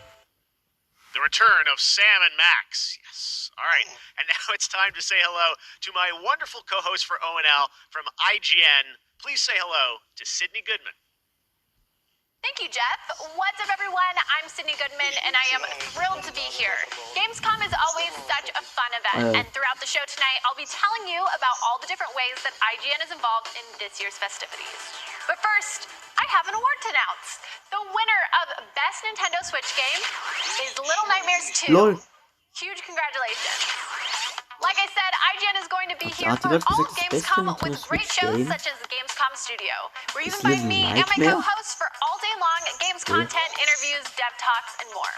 Plus, we have Gamescom Awesome Indies, the show with and for indie developers.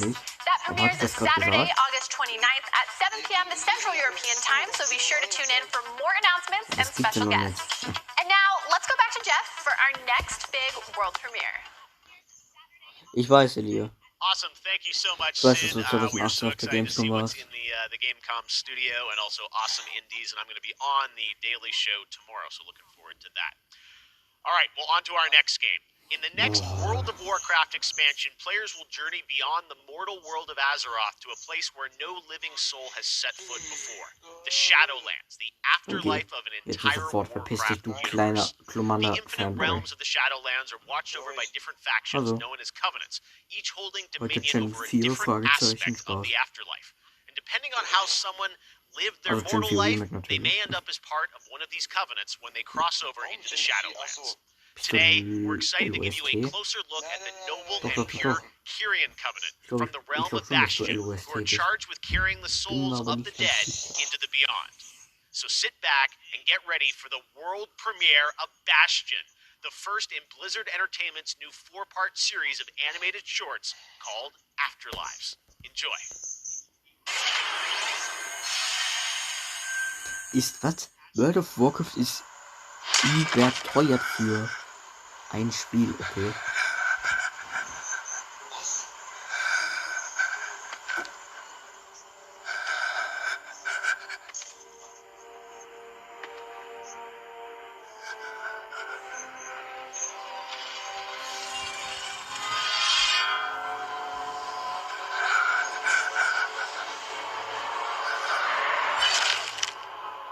Light, save my soul. Was laberst du?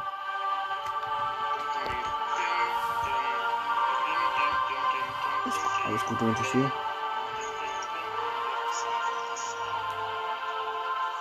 Uther. Where am I? Welcome to Bastion.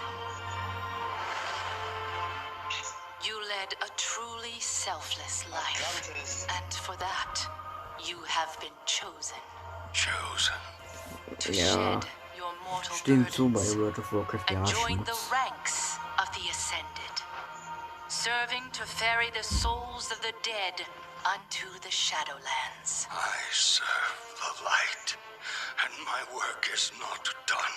There is an evil that must be... There is no evil here. The darkness was sealed within the maw long ago. You're wrong. He destroyed my home, murdered my people and my Wo ist king. meine, He wo ist mein must be Kakao? punished. You are an aspirant now. You must accept Nein. your new Ich habe purpose Chips, aber ich weiß and nicht, ob ich die purge esse. yourself of this desire for vengeance. What I desire Nein, das ist ganz normale. is justice. Das kann Pringles, ist eine Tüte. Devos, why are you training this soul? It is beneath your station as a paragon. He cannot let go. He continues to demand retribution for his death. And this concerns you? Many souls take eons to ascend. Yes, but this one seems broken, Thenios. Ein Permanent klingt Zuschauer, ich weiß nicht, ob das echt ist. I have begun to wonder whether he was deemed worthy of Bastion. By mistake. Be careful, Devos. I would not let the Archon hear such Sag a mir das thought. doch. In time, he will forget. Trust Biber, our ways. Bobbycar, ich fahr mit meinem Bobbycar. Biber, Bobbycar, es fährt so wunderbar. Tut, tut. Welcher Bobby? Achso. How long must we train? Welcher Bobby? Achso. You're ready to ascend. And what is keeping me from Also ascension? 10:30 AM bis 22:30 Uhr, oder? Ja. How can I forget? Das heißt, da when I endet can es oder wie? still Kein Plan. feel his blade? 22:30 endet es, fängt es erst richtig an. Your soul Und da geht's noch 5 Minuten. wounded. Und dann zeige ich Who did this Und auf einmal kommt GTA was my student. He betrayed us all. Show me.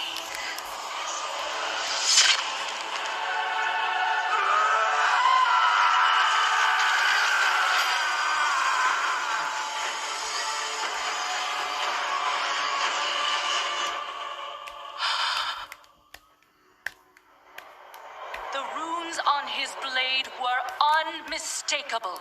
This dark agent runs free on a mortal world with the power of the Maw itself in hand. Our realm is imperiled. Impossible. The Maw is inescapable. You must return to the path. If he had purged his life, we never would have known of this calamity. The path is flawed. Enough! The order of the Shadowlands depends on the execution of our eternal charge. You will abandon this course. As you command, my Archon. Ich höre gar nicht richtig zu. Das finde ich nicht irgendwie. Spricht mich nicht an. Uther, the time of your ascension has come. I thought I was not ready. Was ist das Ganze oder meinst du das Wish to aus? see him punished. Ach so. Muss ich da das Müll jetzt entwickelt? Ja. Nee, vielleicht sicher. Sei still. So, ja.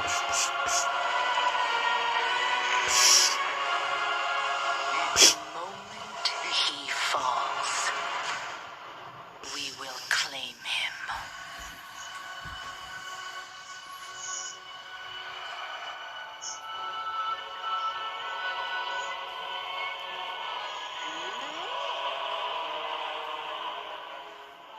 I see.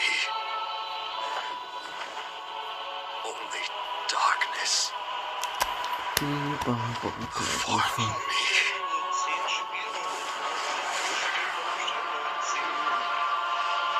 Dann würden sie trotzdem mehr vorstellen. Now, cast him into the maw. Ja, aber Return sind 20 Uhr angefangen. darkness he served.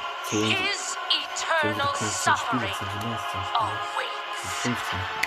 Und es ist ja nicht so, es wird viel gepasst. Es gibt nicht so einen Student. Ich bin schon still. And take your vengeance. Not vengeance. Ich war noch nie auf der Gamescom. Elia schon. So, ich war 18 war, er hat Castle getroffen.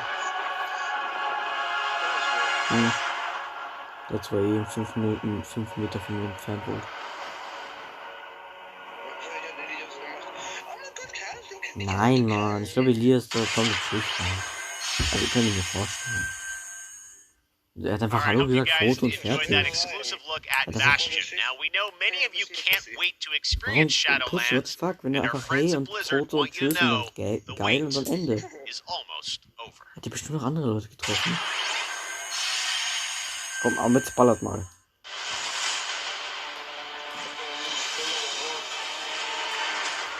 BOTW 2. Breath of the Wild 2. Ganz klar. Bitte.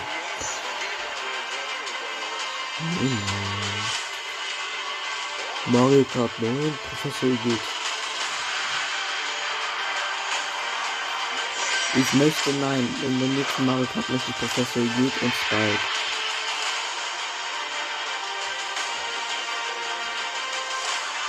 Ja, die Schnauze, dann hast du es nicht gemacht. Mario Kart Deluxe. Nicht Deluxe, sondern Deluxe, wie Lachs. Wie der Benno das sagen, wie Deluxe. 13 Art. Deluxe. October 27th. It is official, and we have so much more opening night live still to go for you. Ratchet and Clank, PlayStation 5, Much more. Stay tuned. All right, but now it's time for the announcement of a new universe that is coming to gaming for the first time with a project from a Canadian studio. Check this out. Oh. They have returned. They corrupted, divided, conquered. Until finally, the gates of the celestial realm were thrown open. Our last Das ist Power Ranger auf Wish. the Stormcast Eternals. Vengeance made manifest. Wirklich, das Spiel heißt Power Ranger auf Wish, nicht Spaß.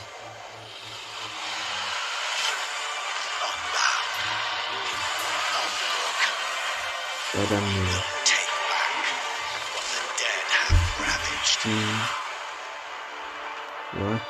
okay.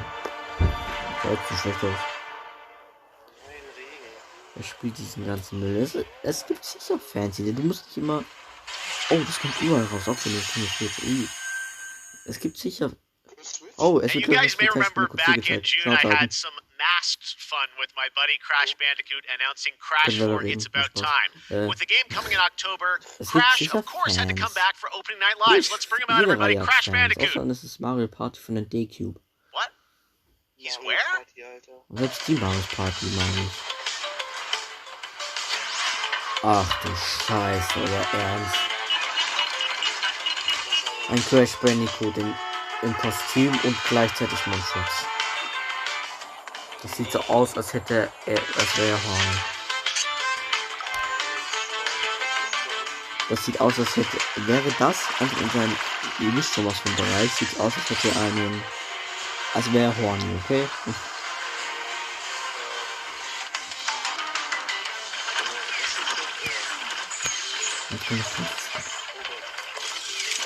Ich nehme unbedingt mal in den nächsten Tagen, die nächsten Monate Teil 1, 2, 3 spielen. Nein, nicht das nicht. We just saw. I'm joined by Lou Studdard from Toys for Bob. Lou, what did we see there with Crash in the Gamescom? Kann einfach Knossi kommen. Apparently you saw him wandering around Cologne, Aber so wie bleiben what drin. he was hinting at was kind of our reveal of what we call flashback tapes, which are a brand new style of level that we are announcing here today. Okay, so how do these flashback levels kind of play into the overall Crash 4 narrative?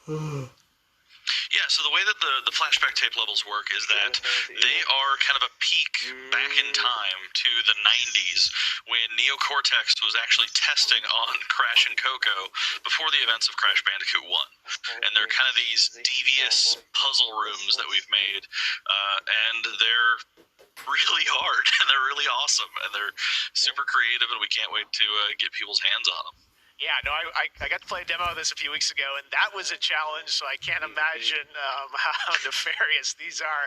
How are they going to be sort of integrating into the game? Are they optional, like offshoot stuff, or how do you get to them? Sure, so players actually have to collect the flashback tapes in the levels themselves. They're an object that they can pick up, and to actually pick them up, they have to reach them in the level without dying. It's kind of our homage to the death routes from the original trilogy, so players have to reach these objects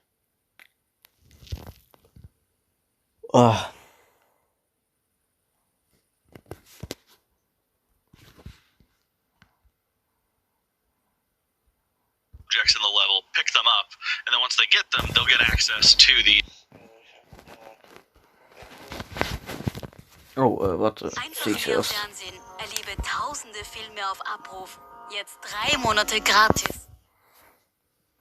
It was really cool to layer in kind of a unique perspective to the franchise. This is the moment when Cortex is really excited about the prospect of Crash being on his team, because Crash was originally created by Cortex, and so this is a weird point in time that's never really been explored in the games before. Awesome. All right. Well, Crash 4, It's About Time looks phenomenal, Lou.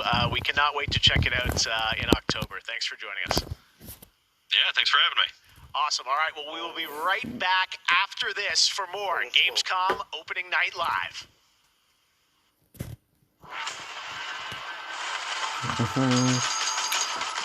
Was kommt jetzt? I have become terror.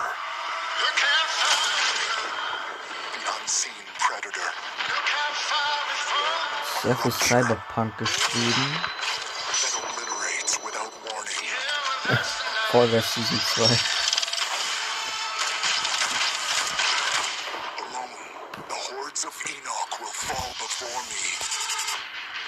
Sims 4. Was gibt's noch? Das wollen so viele alles liebe Star Wars. Peter 6 aber auch geil. Ja, wie das kommt nicht.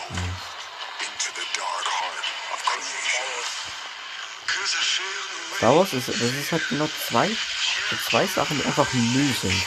Wer liebt Star Wars? Wer liebt Lego? Gut, Lego können. Hey, ich mag Lego. Lego ist so ein Schmutz.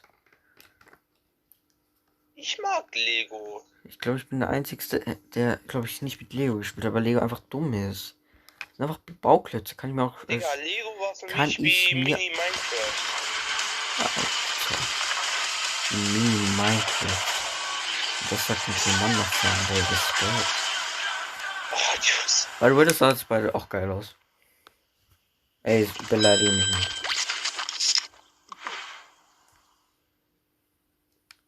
Warum kommt jetzt eine Red Bull-Werbung? Aber halt nicht als Werbung, sondern es wird jetzt einfach gezeigt. Ja, als ob ich weggeschüttet werde. Was ist das? Red Bull verleiht Flügel. Das ist mein ersten Belegung sein. Oh, Lego, was davon wieder? PS4, Big Xbox One und Pixel. Okay. Nee, das brauche ich nicht. Das ist Müll.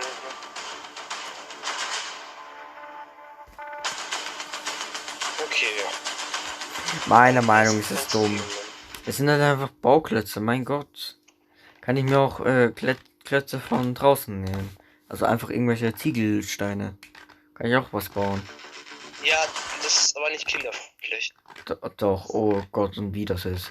So sagen, was ihr alle gemacht habt in eurem Alter von 3 oder 4 Jahren. Ihr habt Lego gespielt. Dann. Du, ich brauch aber ich. Oh, by the way, Mann, das sah nicht so cool aus. Oh, irgendwie ein bisschen komisch. Zu anime-mäßig, sagen wir so. Ich habe damals einfach irgendwelche Steine genommen und mit etwas größeren Steinen habe ich den Hammer verschlagen. Das war meine Beschäftigung. Und ihr habt Lego gespielt, richtig? Nein, ist alles nur Joke, aber meiner Meinung nach ist es unnötig. Lego hat Spaß gemacht. Und Star Wars, da gibt es keine Meinung, das ist scheiße.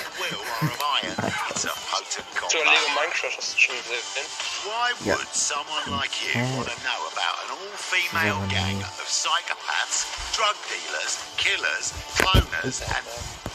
Ja, eigentlich meine ich nicht. Cut you up just for the fun of it. Was haben wir hier? Goliaths are big. That's it. Anything smaller than them doesn't deserve to live. And they're just as happy filling you with lead as they are smashing you to pieces with a power ball. Now, mixing that whole pot together in a place like this, you can imagine what happens. Chaos. Gang warfare. For wealth. For power. Hell, sometimes just for fun. So, think you're ready? Necromunda Under High Wars comes to PlayStation 4, Xbox One and PC on September 8th. Das sah gut, das sah gut aus, aber ich glaube ich. Das war über 6 Zuschauer. Hey. Eu acho que também se encontra em formas mais expressivas e absurdas, quebrando cada vez mais esses paradigmas de formato de videogame que a gente tem e sendo usado mais do que nunca como uma ferramenta de expressão artística. I envision the future gaming to be quite bright and quite online. The next generation of console will clearly allow AAA and indie developers to build more creative-driven games that I hope will cover more diverse subjects. I want to play all kinds of stories about people and places, both real and imagined. I want comedy games, I want autobiographical games. I really want to see what people can do with the media. Pro futuro dos games, eu vejo uma evolução obviamente gráfica, mas eu vejo ainda mais evolução na inteligência artificial e na maneira com a qual a gente interage com os games, tudo em busca de experiências mais imersivas. Auf Future of Gaming. Ja.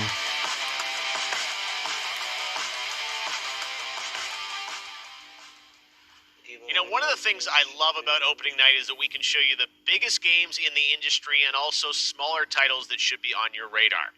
So pay attention to this next game. It comes from a team of two in Sweden, Tuxedo Labs. Over the past 3 years, developer Dennis Gustafsson has built his own game engine to realize his vision for a fully destructible game world. What he's building has absolutely blown me away, so I asked Dennis to prepare a special trailer just for tonight. I hope you're equally inspired by the ideas in this next game. Definitely one to watch. Teardown.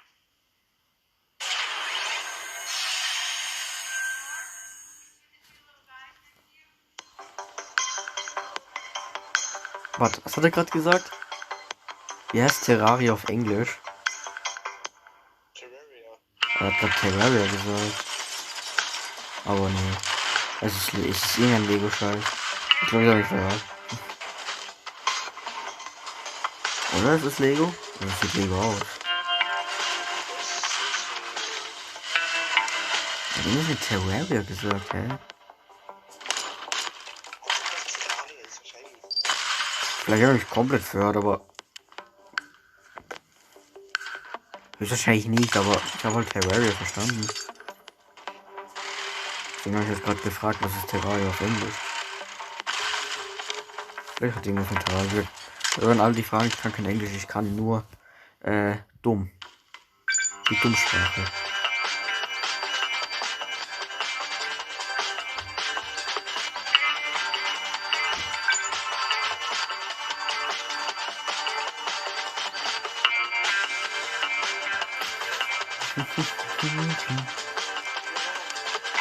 Was ist das jetzt für ein... Also selbst ein Flash-Game kann man ja. Das ist natürlich alles das vom Spiel. Fuck? Was macht man da?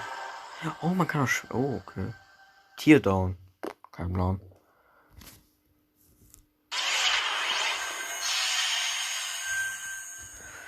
Bei Dom ist mir zu viel los. Schau die Opening Night jetzt bei dir. Hi Kasenbene, einen schönen guten Tag. Oh, Little Nightmare.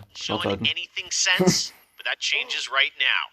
Here is a first look at the gameplay of Little Nightmares 2, which also erstmal hallo. Ich hoffe, dir geht's gut. Throughout the week at Gamescom, including a live demo on Gamescom Studio tomorrow.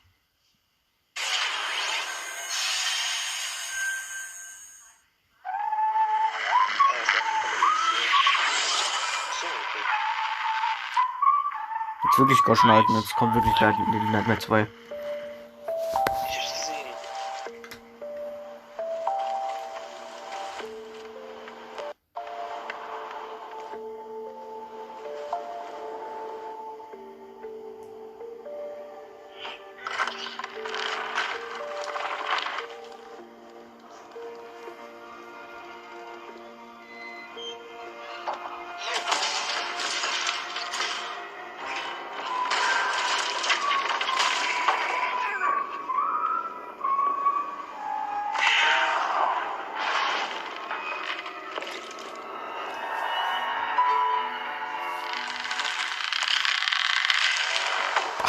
Alter.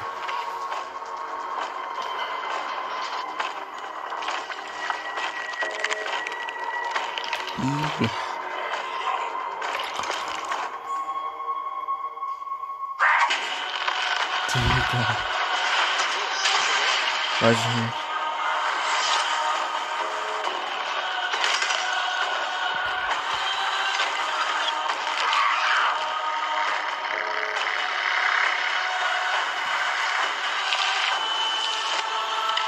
Aber ich frage nochmal an alle, hört man nicht wirklich gut?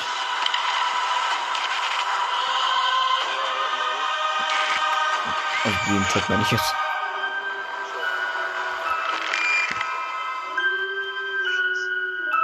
Okay, beleidige mich nicht. Gut, das kommt für PS4, Xbox One, Nintendo Switch. Und PC halt. Ja, und hat mich gut. Wow, okay. Oh mein Gott, alle verbeugen. Sorry, ich mag Wrestling, alle verbeugen.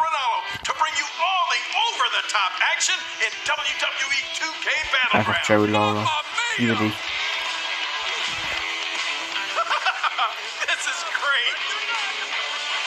This arcade-style video game is over-the-top outrageous, with over 70 WWE superstars and legends brawling it out like never before! Oh no! Hold on to your toupee, Morrow! Look out below!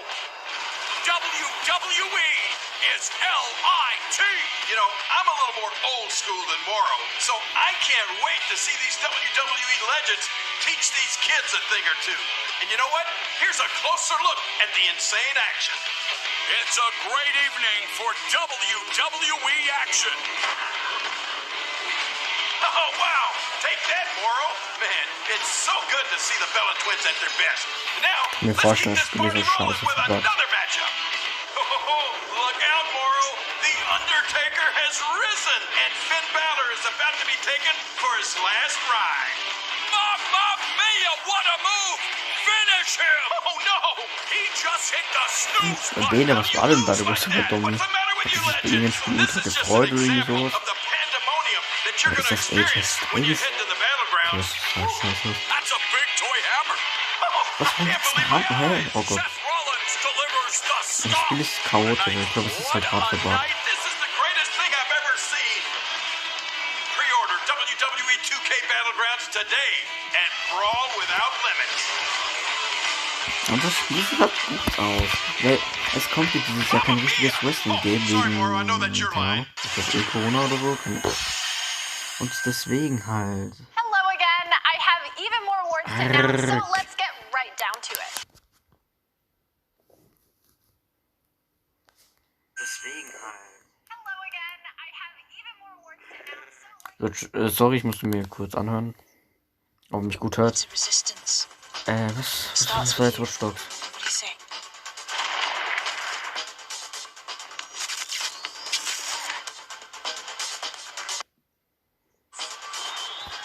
Star Wars, okay. Wenn wir schon bei dem Thema sind, Star Wars.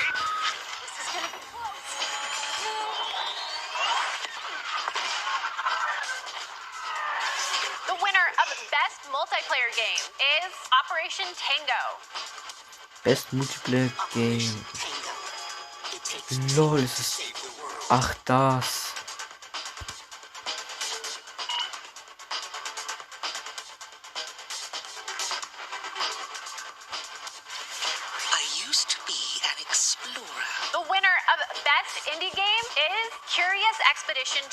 Best Indie Game, Chaos Expedition 2. Kenn ich nicht, will ich nicht kennen. It was time for the world to learn my name. Congratulations to all the winners. As I mentioned, IGN will be here for all of Gamescom with great shows and new ways for you to get all your gaming news. Check it out. Gamescom 2020 is the heart of gaming, and you can keep to the beat right here on IGN. We've turned the single biggest show in gaming into 5. Gamescom Now is your virtual show floor with up-to-the-second live coverage. Gamescom Daily Show, Gamescom's first ever late-night talk show, our Gamescom Awesome Indie Show, the freshest deep cuts in indie gaming, and finally, the Gamescom Best of Show, including the Gamescom Award. Gamescom 2020 is available on IGN and wherever you stream Gamescom Now. And now it is time to talk about that best action game winner, Star Wars Squadrons. This is a new immersive space combat game from Motive Studios that delivers the ultimate Star Wars pilot fantasy. We've missed those. In Squadrons, you'll suit up and fly for both the New Republic and the Galactic Empire across intense 5v5 multiplayer battles, as well as an all-new, authentic single-player story set after the events of Star Wars Episode 6, Return of the Jedi. Today, we'll get a glimpse of what Squadron's story has to offer by taking a brief look at one of the single-player missions featuring some light narration by the Motive team. Let's check it out. Na gut, wer jetzt gut vorwärts, wenn es gerade Leo fragt. We all choose our path, light or dark, freedom or destruction. The Empire chose to destroy Alderaan in order to spread fear and douse the fires of rebellion. But the heroic pilots of the Rebel Alliance have chosen to keep fighting, to show the Empire that we are not afraid. It was their bravery that ended Palpatine's reign and brought about our new Republic. However, the Empire lives on, shattered though it may be. As I speak, Imperial forces are edging toward the Bormia sector, hoping to end our new republic before we find Bin für alle, die es wissen wollen, kein Fan von Star Wars. They try to tighten their grip.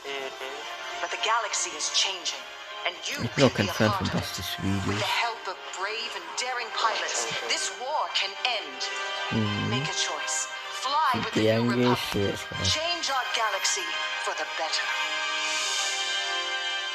Hi, I'm Suzanne Hunka, narrative producer on Star Wars Squadrons. Our single-player story is one of daring pilots and deep-seated rivalries. Take Titan Squadron. Hunt down this Starhawk and eliminate it. Gladly, Admiral Sloan. Over the course of the story, you'll fly as two pilots on opposite sides of the war. And, like all modes in Star Wars Squadrons, you'll have the option to experience every mission fully immersed in VR. Wedge Antilles, Rogue Squadron. I hear you're the reason I was able to finally get a comm through. Today, we're giving you a glimpse of an early Imperial mission behind enemy lines. One of our spies, Agent Thorne, has discovered vital intelligence on Project Starhawk. Your mission is to extract her from an orbital outpost above Hosnian Prime. Behind enemy lines, you'll have to eliminate perimeter defenses. The outpost is defenseless. When you've secured the area, you will escort the Gladius to the outpost, and our extraction team will acquire Agent Thorne. Once Thorne is secure, reach your Gozanti cruisers and return to the Overseer. Cover our escape and escort us to the jump point. We have Republic corvettes inbound. Move, Titan! Gladius, change course and keep Agent Thorne safe. Titan 3, take out those fighters. Understood.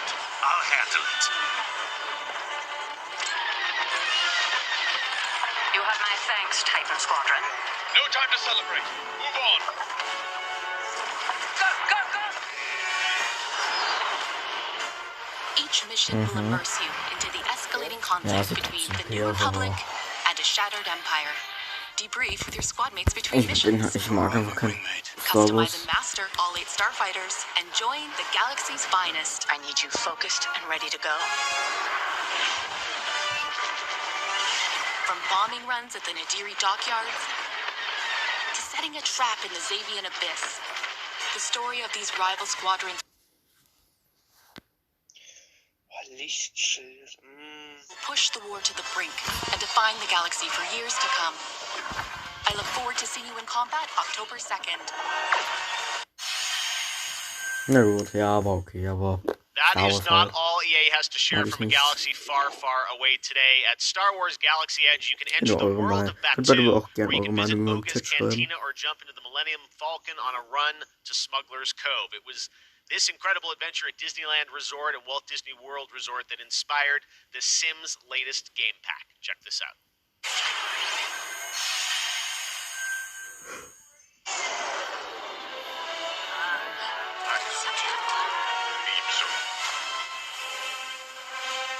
Ach du Scheiße. Nee, oder? Star Wars und Sims 4.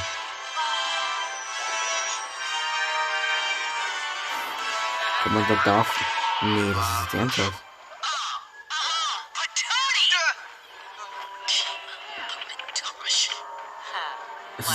Es ist einfach Star Wars. Halt in Sims 4.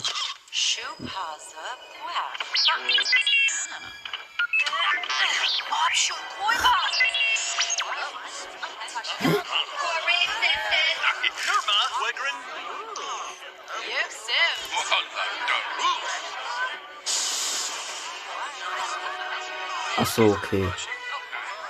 Im DLC, gut, das ist irgendwie einfach Spiel. Na gut. Ich hab's nicht für. Oh, du hast nicht viel hier, cool.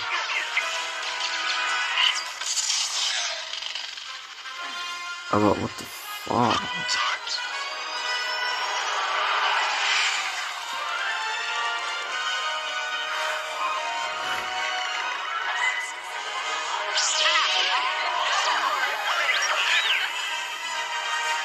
Also wirklich löschen. 9.8. So, das muss. Also. Ja.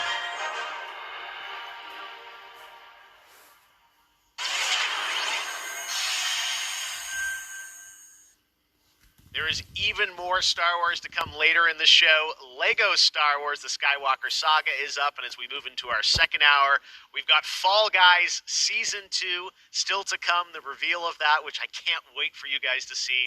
Fall And of Guys Season course, 2. a gameplay demo Hype of für Elia. Ratchet and Clank Rift Apart for Irgendwas PlayStation mit Star Wars 5. nochmal, Right heißt now, ich heule. you might remember this next game from Annapurna Interactive from last year's Microsoft E3 event. And today, I'm excited to share a new announcement from the team. This interactive thriller about a man stuck in a time loop is one of this year's most intriguing indie titles, and now they've added an absolutely all-star cast to the game. Here's a whole new look at 12 minutes.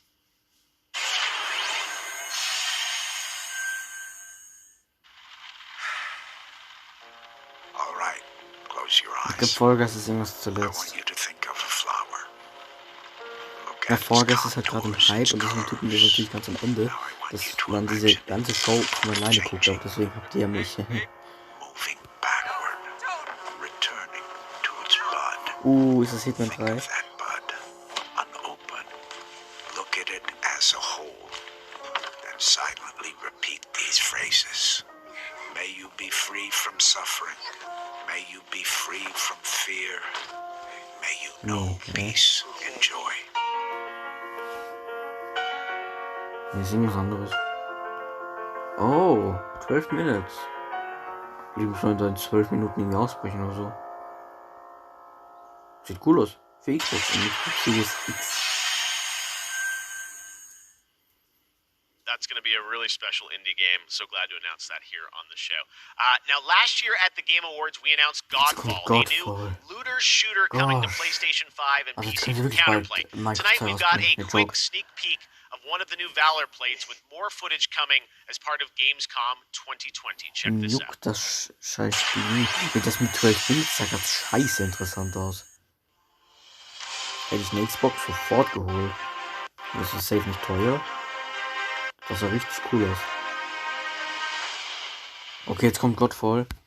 An alle. Ich werde jetzt mir kurz was zu trinken holen. Ja. An alle, ich werde mir kurz was zu trinken holen. Ich bin in 1-2 Minuten wieder da. Bis gleich.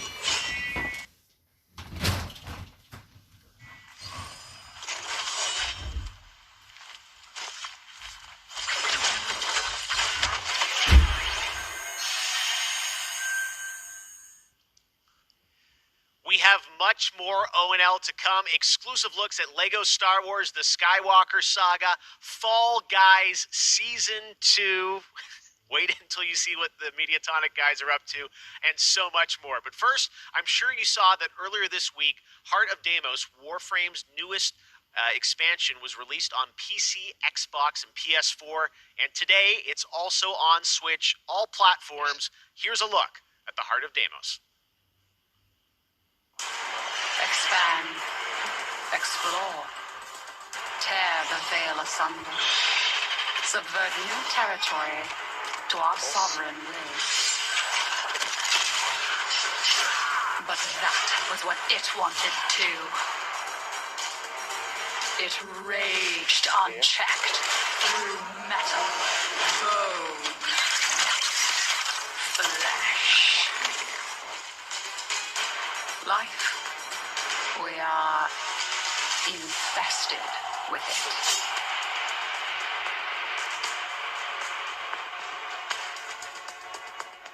What? Visitors? Now, the gateway is failing. The jaws close. The final heartbeat approaches.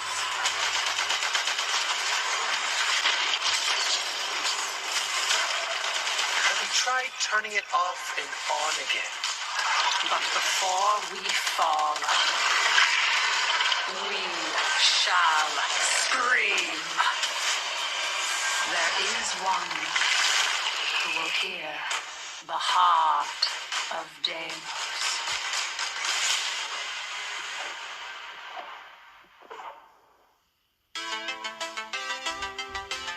So many people have been discovering or rediscovering video games during lockdown, whether it be old older people or bored teenagers or middle-aged parents who suddenly find they have to do something together with their kids. And I think I've given out more advice about video games in 2020 than any other time ever. And as a result, it's more important than ever that we keep making different, interesting things for folk to play. First ever late night talk show, our Gamescom awesome indie show, the fresh. Think of that, bud. Making different, interesting things for folk to play. A pandemia pela qual a gente está passando tem sido um período difícil a todos. Então, nesse momento, eu acho que a gente precisa lembrar de mostrar mais empatia, demonstrar mais amor, mais carinho e saber que a gente vai sair dessa juntos. Vai ser difícil, mas isso tudo vai passar. I hope everybody gets healthy and safely through this coronavirus time. Care about other people and wear your masks. Jogos são, na minha opinião pessoal, a forma de arte mais incrível de se expressar. Eles englobam tudo: música, arte, escrita. Você tem a chance de controlar e vivenciar essas experiências você mesmo. É mágico, é maravilhoso. Jogos são puro amor.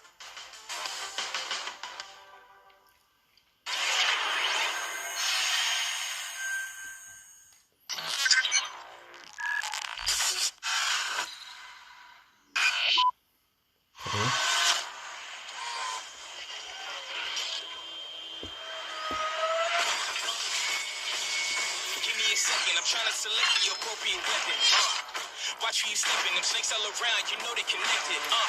When I was a kid, my grandmama told me I can't go to heaven, so I stopped praying and asking for blessings and started preparing for my Armageddon. Got nothing to lose, I'm all in. Walking the edge, don't fall in. Enough of the lies, don't apologize, I don't understand. Are you foreign? This is the place, this is the site. Grab all your people and log in. I'm waiting, don't care how long it's gonna take. Watching the way for that first mistake. Don't come up missing, just checking the list. I'm always aware of your current position. I just hold out to the perfect condition. Coming alive.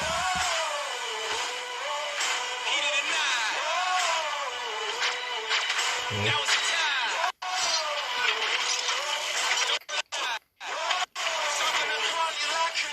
Coming alive. Heat of the night.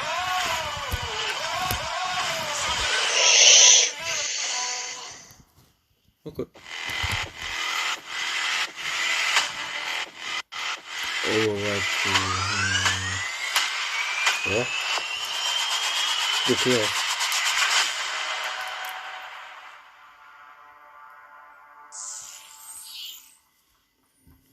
So, man soll sich anmelden für die Beta. Okay, das ist das Spiel doch scheiße. Was?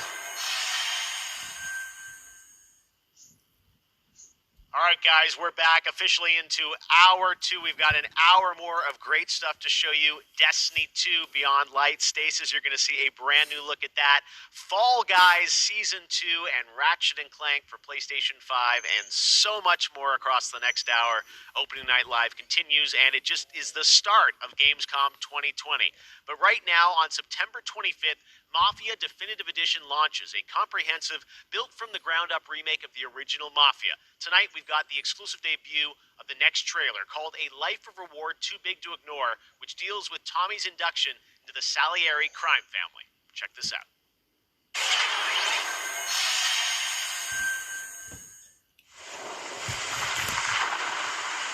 All these guys in this room, they're here because they have the only thing that matters to me. The only thing that should matter to any of us.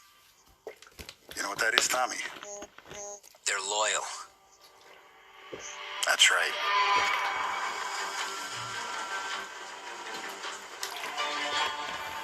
One day you're busting your back doing an honest day's work in a city that's been trying to scrape you off its heels since the day you stepped off the boat. And the next you're stuffing your pockets full of Salieri's dirty money. Go get him, Tommy! Teach these boys a lesson. Break every bone in their bodies. You want me to become one of those Wall Street boys? Don't sass me, Tommy. I'm trying to teach you the ropes so you don't get strangled by them. Now you stay straight with me. You're going to be living the high life, Tom. You abuse my trust. Don Salieri. You won't ever need to worry about me. Okay, then. Welcome to the family. Wie er das geschrieben hat. Und gut, das Spiel sieht richtig cool aus. Kommt natürlich mal wieder nicht aufs Switch. Aber ja. Next, we're going to introduce you to a turn-based multiplayer strategy FPS from a team in Montreal, Canada. Lemnis Gate is coming in early 2021 and has a unique mechanic built around a 25-second time loop. Was noch kommt. Check this out. Also in der Stunde haben wir noch Zeit.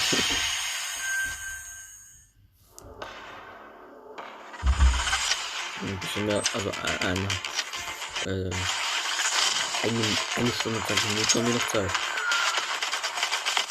Wo bleibt Hello Kitty? Ist wieder weg, hä? Ich versuche die nachzumodellieren.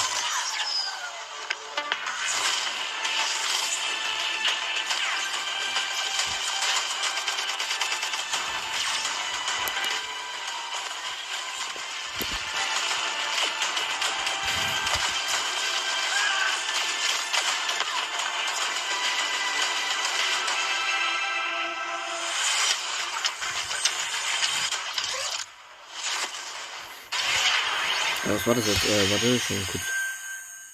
Okay, sieht scheiße aus. Oh Next nee, spring, get ready to experience memorable moments and non-stop action from all 9 Star Wars films and Lego Star Wars The Skywalker Saga.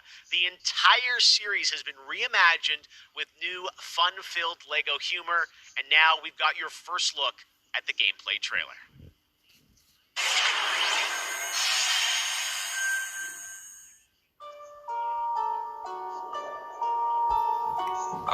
Ja, aber ich habe gehört, dass Lego Star Wars ein ultra gutes Spiel sein soll. Aber gut, das sind genau zwei Sachen, die ich nicht mag. Lego, Basti und Lego und Star Wars. Hey, Top, Basti, ich hab dich ultra lieb. Wir hier ist ich bin nicht blau. Er schreibt, du bist wahrscheinlich noch stumm, hä? Man sieht doch. Oder habe ich keinen Ton, hä?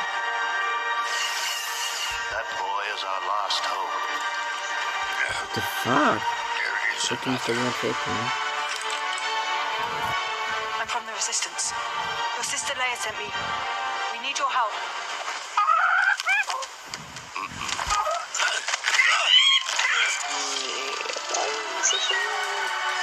Okay. Okay. Gut. Jetzt eins auf Fresh oder später eins auf Fresh?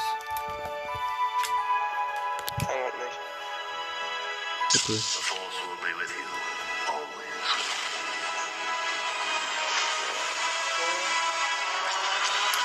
Ist halt Lego, was wir erwarten. Aber ich hab gehört, dass die Lego-Spiele sollen sehr gut sein. So Lego steht Undercover, wie ich gehört, das wird sehr gut sein. Und noch andere Lego-Spiele halt. Keine Ahnung, ich kenn von Lego nur Darth Vader und E2D2. Ich bin zufrieden. Und Yoda. Nee, Yoda war nicht doch. Nee, doch. Ja, da war Yoda Star Wars? Ja, war es. I am a Jedi. Like my father before me. So be it. Jedi.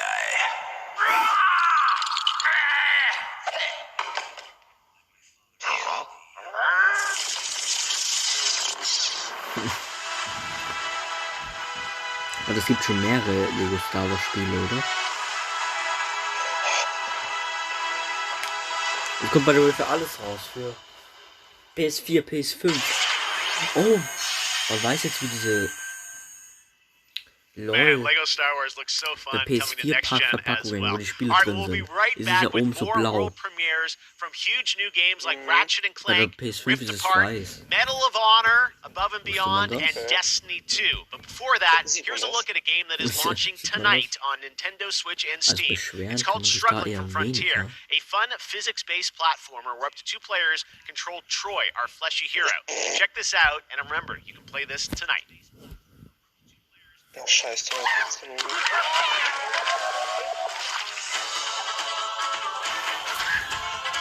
Was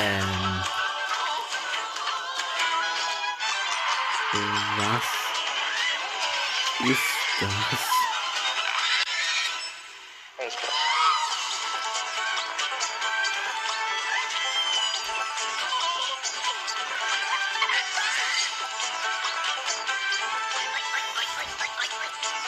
Das ist einfach irgendwas. Was? Was ist das?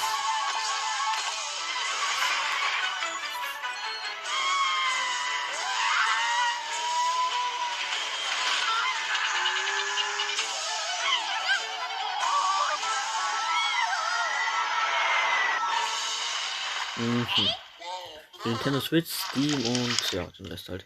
Und schon wieder Red Bull Werbung. Red Bull verleiht Flügel. Oh, Xbox, irgendwas für Xbox. Ein Schiff. Aber ist dieses. Das dauert noch irgendwie. Das ist halt. Das kommt höchstwahrscheinlich sogar als eins der letzten Sachen. Aus dem Grund, weil die Folge jetzt gerade halt so ein Hype ist.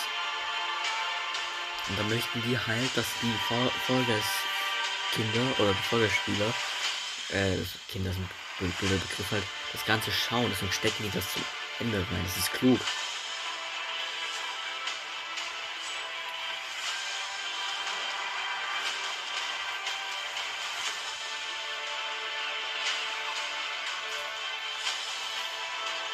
Okay, das ist halt wieder irgendein Mobile-Scheiß. Brauche ich nicht.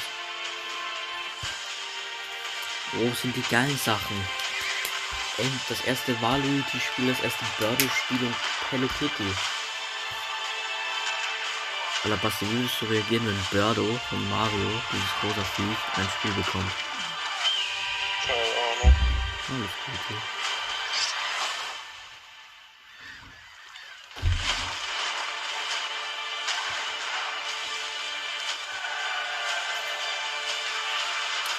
Geburtstag, viel Glück. Age of Empires, auch wirklich.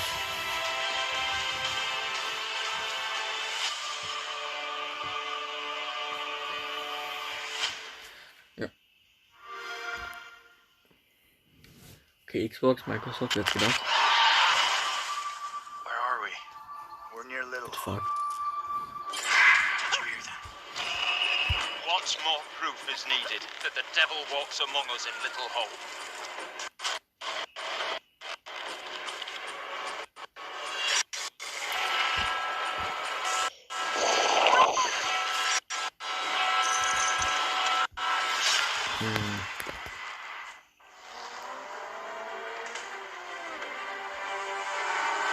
Ja, okay.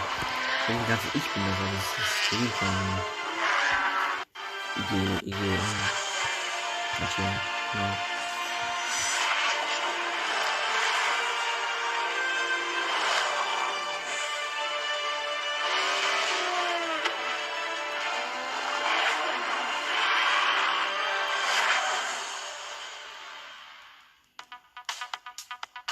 I gotta say, the game that I've given the most hours to, that I love going back to, is Assassin's Creed Odyssey.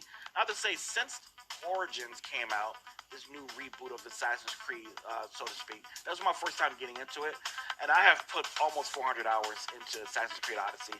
At the moment, I enjoy to play Peach Fall Meat. Guys with my friends. It's very funny, easy to learn, but Peach hard to Meat. master. I have a few games that I binge play. Ich will wirklich nur eine Angela Merkel, die alte Schlampe. Halo, the entire Master Chief Collection, is really a big one for me where that's concerned. But I also still just casually binge Animal Crossing, and I've been doing that basically all year. I haven't put down Animal Crossing since I downloaded it. I find the daily repetitive rhythm so soothing and predictable. Although much like my house, my island is still completed. Up next, we have the award for Best Microsoft Xbox Game. And the Okay, winner das beste Microsoft is Tell Me Xbox Why. Games. Tell Congratulations to Don't Nod Why. Entertainment. Well, after a big day of Gamescom events and announcements, you'll be happy to know that IGN is going to help you digest all that info with Gamescom Daily Show, where you can get all the daily highlights and a late night show experience from gamers. Und genau jetzt. Ja. Als ob das. Nein, leck mich am Arsch. For gamers. Back to you, Jeff. Ich hab mega Unpause, was ich besiegen muss. Alles klar. As we know, there's a lot going on in the world, and that goes beyond the pandemic. Between social conflicts we're seeing in the news and acts of nature, we can see how vulnerable we as people can sometimes be. And now I think it's as important time as ever to remember to come together and support one another. We are a global gaming community. There are millions of people watching tonight, and I know we're all here because we love games, and we know that games are good in the world and can bring us together. And I think we've all felt that in 2020. So I think that's really important to remember amongst all the games and trailers. All right, well, one way as a community we can come together to do some good is the Gamescom Forest. Gamescom has launched a reforestation project by planting a Gamescom forest together with the community. Gamers worldwide can go to gamescom.global and donate to plant more trees. So let's plant a forest together.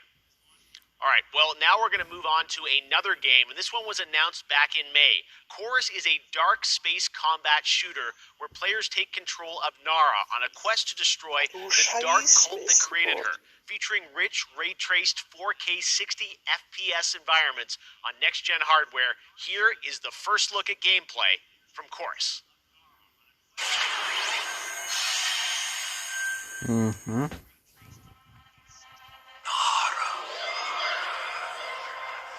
Has broken my heart. For your betrayal, you will be broken.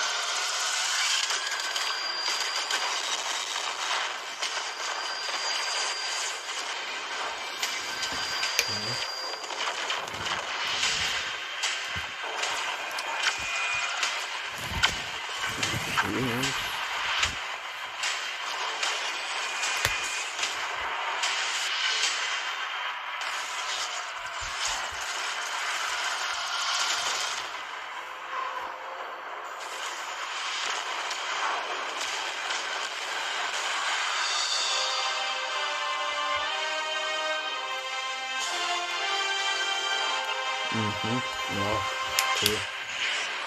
Das wäre gewesen.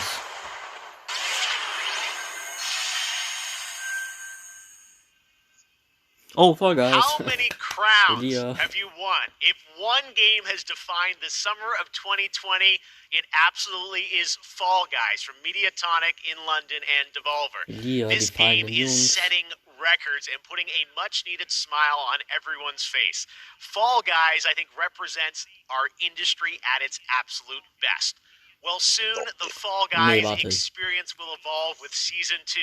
There's a lot of new stuff coming, and tonight, Mediatonic is about to give you an exclusive sneak peek at what's next.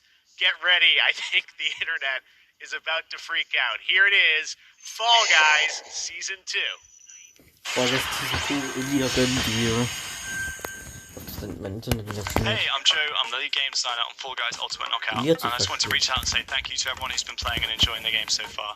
As a team, we've been looking at all the fan arts, the memes, and the montages that people have been posting online, and the response to the game has really blown us away. Today, we just wanted to give everyone their first sneak peek at the rounds and the costumes that they can be enjoying as part of Fall Guys Season 2. Alle Stille. Julia.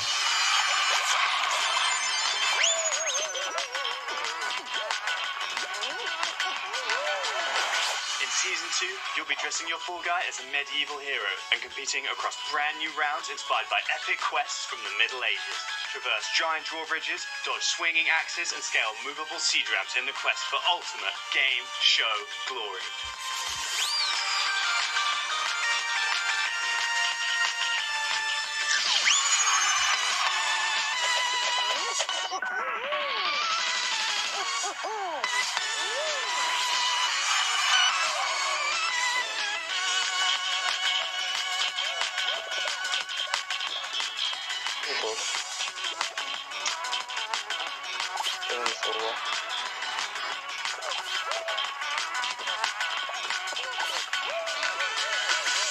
Enjoyed the sneak peek of Fall Guys Season 2. We're still adding the finishing touches to development, but if you want to stay up to date, then @Fall Guys Game on Twitter is where you want to be. See you on the start line. Sah sehr gut aus. Ne, Minigames, ja. Doch, sah sehr gut aus. My father has Colorado in the palm of his hand, and he's afraid to close his fist. Sah trotzdem sehr, sehr gut aus. I am not.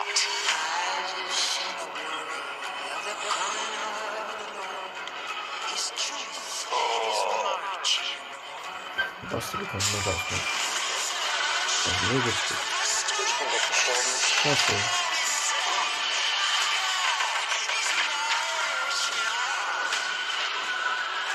Liberty's got more brains and cunning than both her brothers put together. She's the only one who could actually run Colorado. She's already tried once. Vic's a depraved child, and Val's a brain without a spine. The years my father wasted grooming them for glory, when I was right there.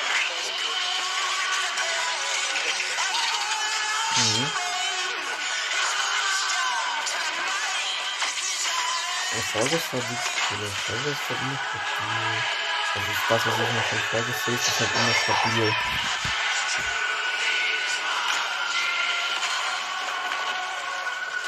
Arizona, Rangers. And I'll pretend none of this happened. Stay and die alone.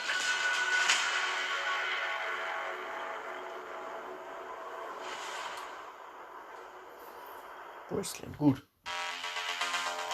I really haven't found any new appreciation for gaming at this time because my appreciation for gaming before couldn't be higher. Com certeza, jogos multiplayer preenchem completamente a conexão social que eu preciso ter com outras pessoas nesses tempos de isolamento. E é o mais próximo que a gente pode ter de experiências reais com pessoas que estão longe da gente. You get to travel all over the world in games, which is something I've always taken for granted. At the moment I'm playing Ghost of Tsushima and der Stream laggt, also das ist nicht meines, sondern der von IGN. Years ago, whatever, and it's just fine for me to have the time to play with friends or even with my family and have a lot of fun. I've been mostly at home with small children, and gaming is the only thing that I get to do for myself anymore. I find it's not only an escape, it's also a way to challenge my brain. Gaming is becoming clearly more important for a lot of people. You know, play is a natural instinct, and from Animal Crossing to The Last of Us Part 2 or yes, it's definitely an incredible time now to be a gamer. My app. Hey everyone, I'm Vince Sampella, head of Respawn Entertainment.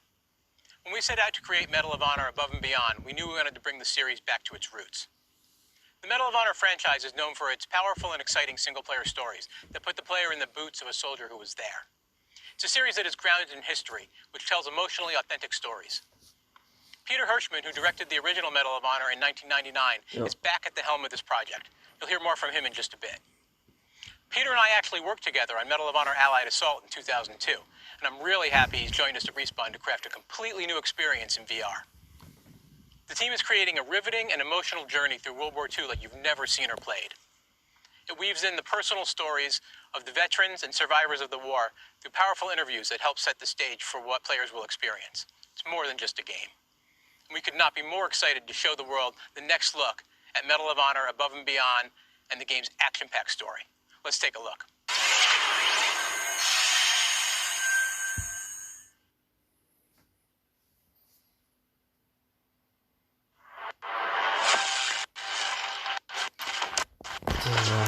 I know this is the first time some of you will see combat. I know you're scared. Let me be clear with all of you. I'm scared too. Nee, das ist World of Warship? Ich weiß es nicht. Wie Game Girls. Welcome to France, gentlemen. I lead the local resistance cell. Ah, sieht cool aus. Also erst Something big is happening inside Gestapo headquarters, and we don't know what it is. We're gonna have to improvise here.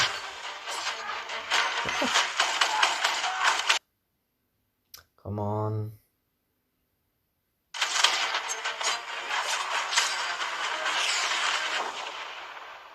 Members of the resistance are perhaps the bravest people fighting in this war. But you really should stop. There is no future in it. Sorry to interrupt. Die machen Stealth-Game. Stealth-Game aus dem Hitman.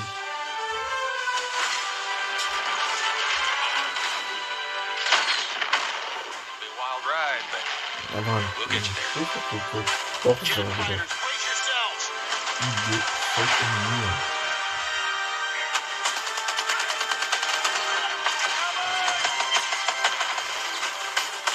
Like I said. Boom.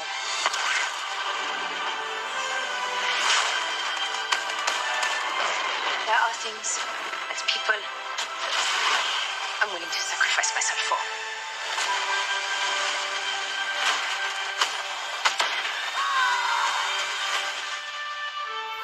Somehow this motley crew has been tasked with saving civilization. God help us all. Ganz gut.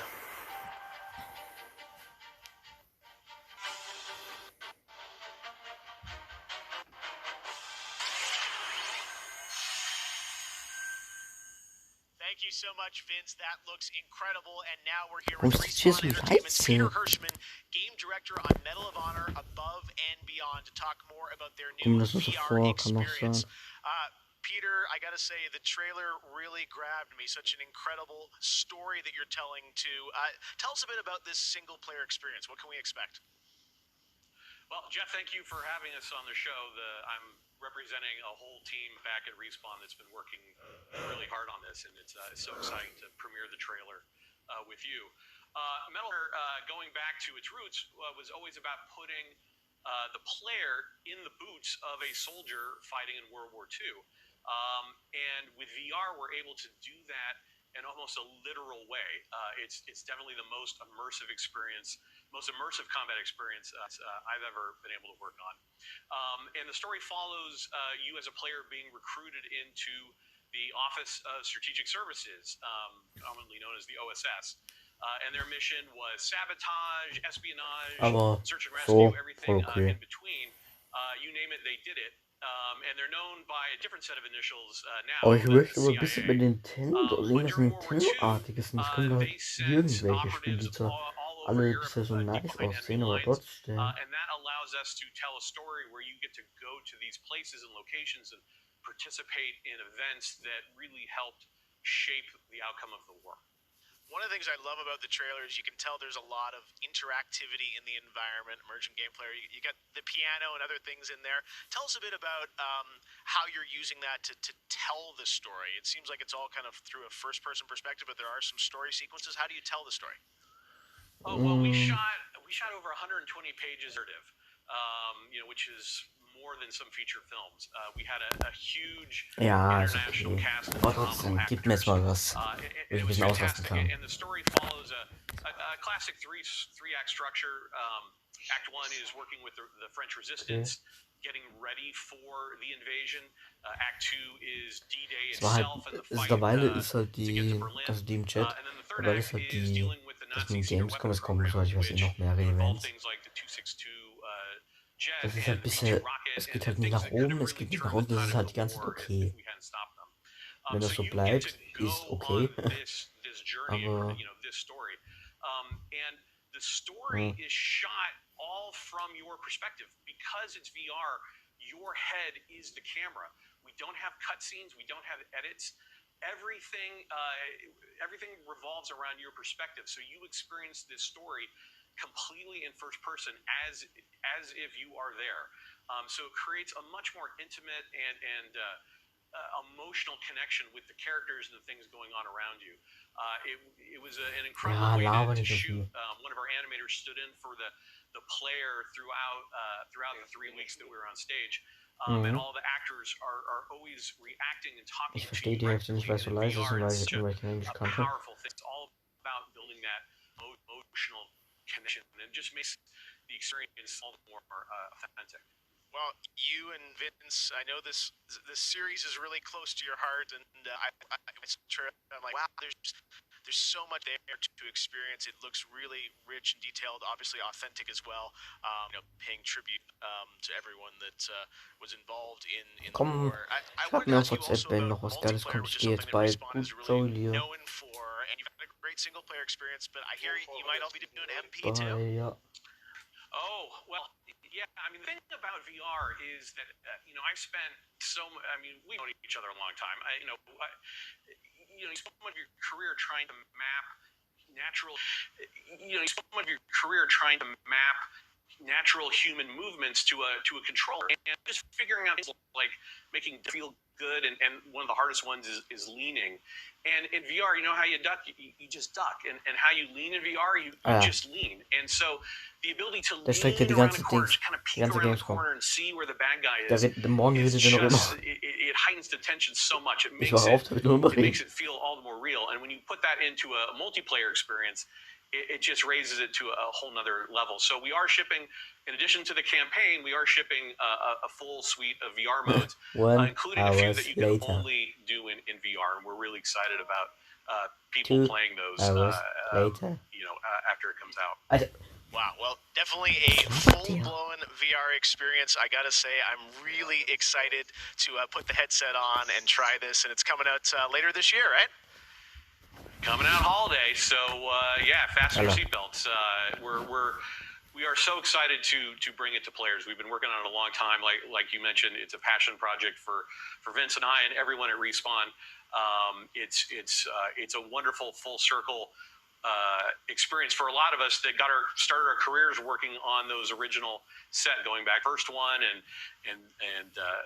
Allied Assault, and now to be able to bring Above and Beyond to a whole new generation is one of the most exciting things we've been involved with. Awesome. Thank you so much, Peter. Opening Night Live. We'll be right back. And in the meantime, here's a look at a new game that is launching tonight. Gib mir doch irgendwas, wo ich mir denke, Digga, mit mehreren Ws. Und wo Basti sich denkt, Klummern da. Also, ihr wisst, was ich meine. This is proof, they said. It isn't safe. It can't be controlled. Magic cannot be used. Oh, das ist, nee, ja.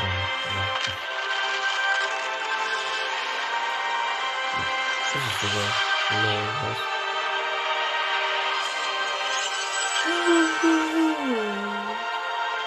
But I am a battle mage. Oh my gosh, look at my ass.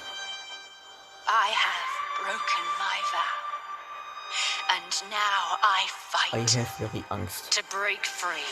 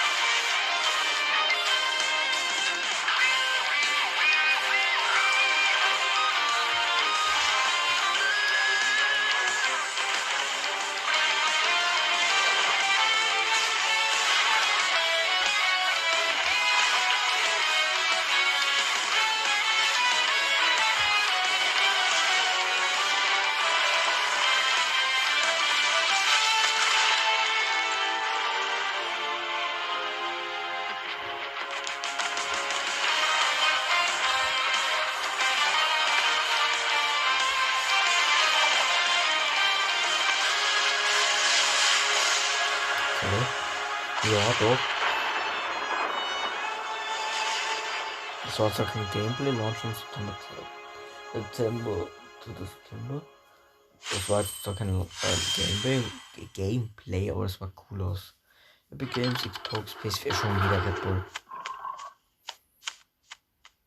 Red Bull für Leute.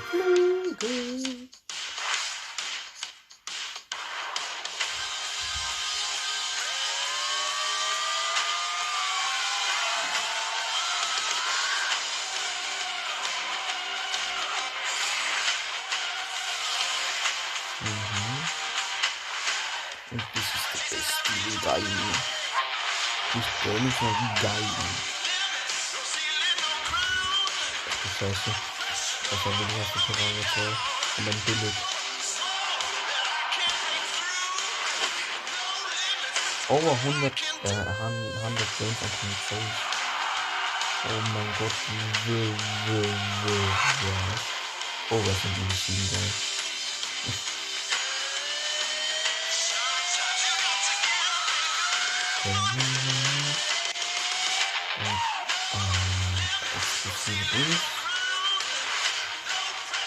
Oder was? Overcooked 2? Nee. Also das ist Overcooked, wo man sich Sachen kochen muss. Aber das bin ich cool.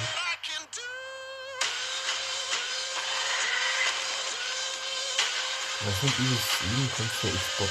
Wer ist denn nochmal? Xbox Series?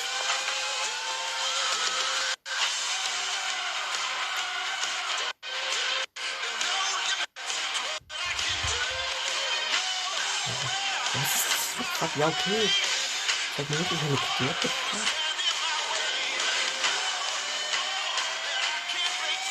Das ist so viel in den Augen. Ich kann nicht noch ein Jahr 19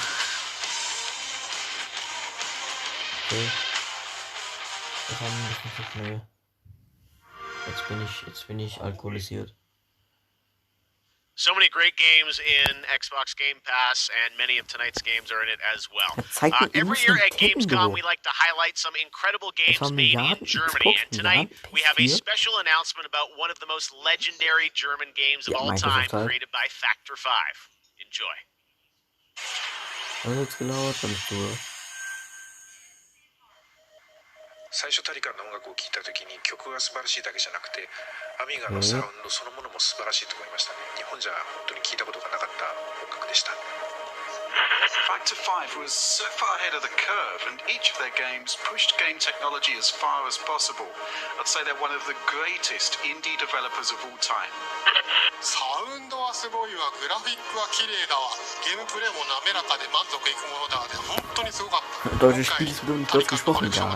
とても嬉しく思っているし、これはまた当時みたいにみんなに見せて歩きたいなと思っています。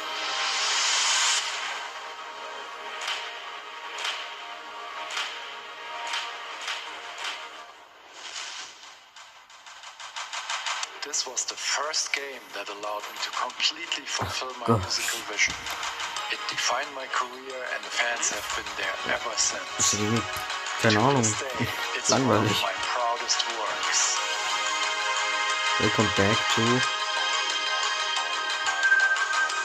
Ja, what welcome back?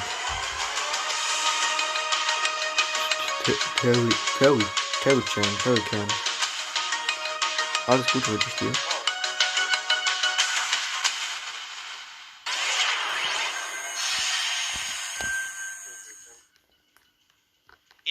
Bungie revealed a new era of Destiny 2 that starts on November 10th with Beyond Light. For the first time ever, Guardians will add a new elemental power to their arsenal, the Dark Power of Stasis. With Stasis, players will take on the powers of darkness to control and dominate the battle. Here is an all-new look at Stasis from Destiny 2 Mit was? Einfach nur Nudeln. Stinknormal. Was für eine Soße. Oh. The floodgates are open. The darkness is here. As you step away from the light, we need only look inward. Focus your power. Let it grow. Our fight is far from over.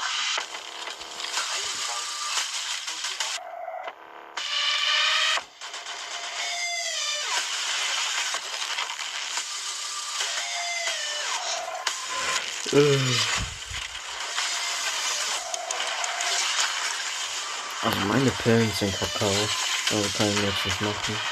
Wird zu lang dauern. Das ist eine Apfelsaft. Das ist eine Apfelschorle. Let them come. This is their fate. Warte mal. One after another. Ach so. Das nennt man Apfelsaft mit Sprudel. Ja, ich kenne Apfelschorle, aber das. Ich weiß jetzt nicht mal, was für eine war. Ob das halt nur Apfelsaft war oder ob das was anderes war. Das Apfelsaft mit Sprudel, das nennt man Apfelsaft mit Sprudel. Oder Mineral oder so. Eine Schorle. Da versucht ihr einmal Dialekt zu sprechen, was verkackt ist noch, was? Apfel ist auf dem Strudel. Nein, das heißt Apfel ist auf dem Strudel. Haben wir wieder den dicken Dialekt-Tausch aus Österreich und Deutschland. Und da stellen wir ganz klar fest, dass Österreich die bessere Deutschsprache hat. Und ja. Also doch. Destiny. Das ist normal. Es kommt von der Erde. Es hat halt... Nein. Was heißt Kartoffel?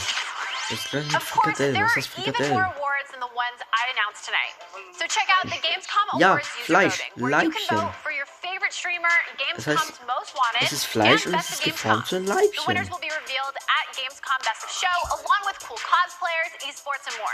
So tune in on Sunday, August 30th at 8 p.m. Central European Time to see the winning finale of this year's Gamescom, where we give gamers the stage.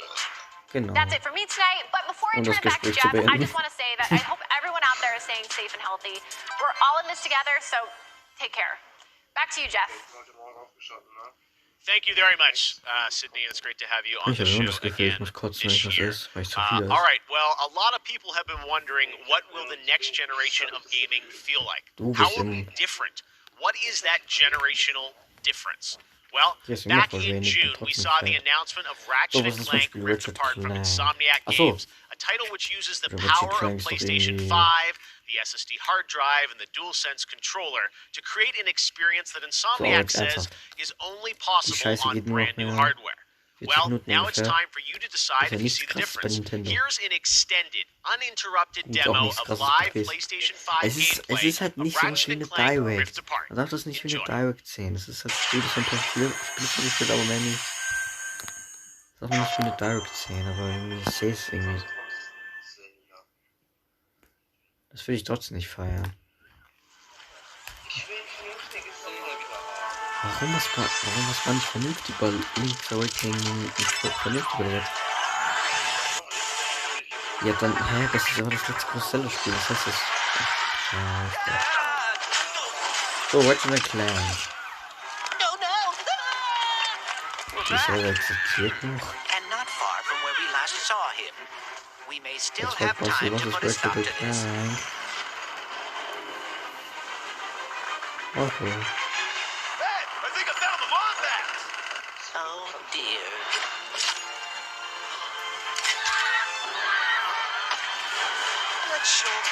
Ja gut, das kenne ich halt nicht so den Namen. Das ist glaube ich so ein PS2-Maskottchen. Ich Crash Bandicoot. Und Jack and Jackson. Soweit ich weiß, aber ich weiß es nicht mehr. Für mich gab es bei der PS2 nur Ape Escape.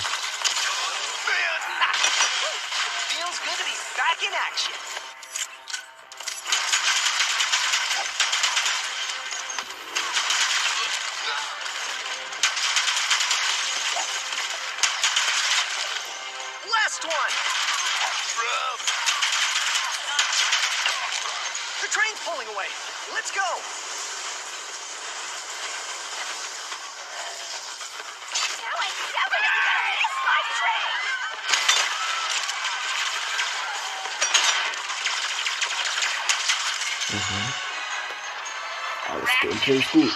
Wir sind hier nicht nur ohne Skala-Spiel.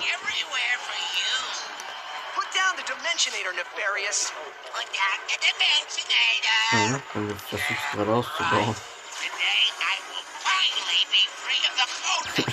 Was versucht gerade auszubauen? Ich fliege runter, ich versuche gerade auszubauen. Ich fliege zwar runter, aber dann mache ich den Block safe. Viel Spaß.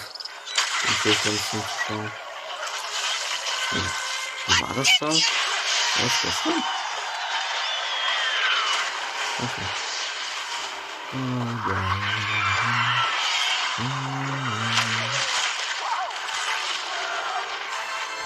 Was that supposed to happen? Hitting Nefarious' device seems to have destabilized reality. The bridge is shot! There has to be another way across. The rifts appeared to react to your device. Try pointing at one of them.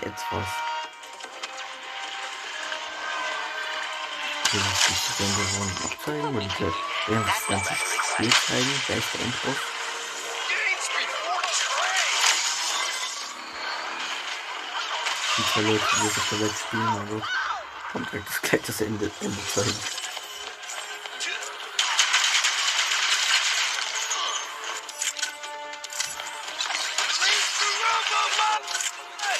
Ja, gut.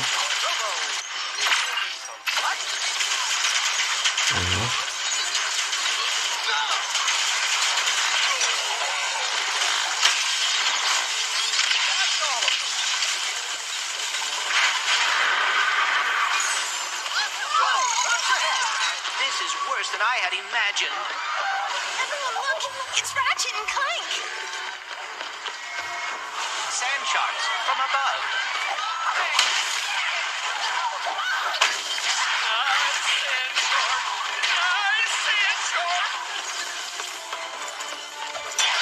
My heroes!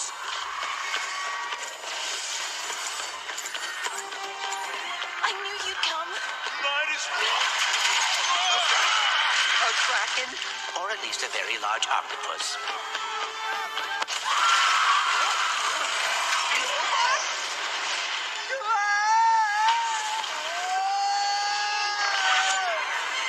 I will never get used to that. Hey, at least we're on the same planet this time. Nefarious is on the other side of that building. Let's get moving before he does anything else to break reality.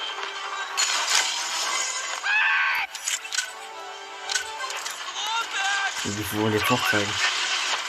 Wie kommt das Spiel? So stark war es mit der Gamescom Netzwerke. Morgen spielt er Römer.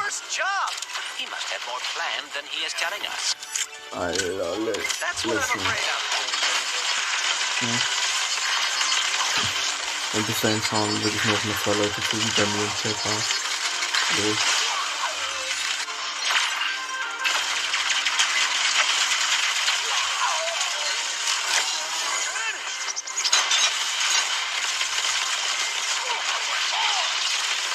Can't wait to see what's new.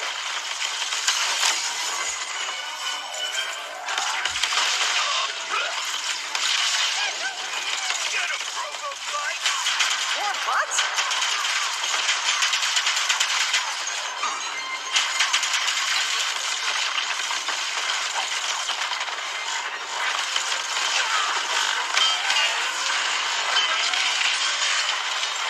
Okay.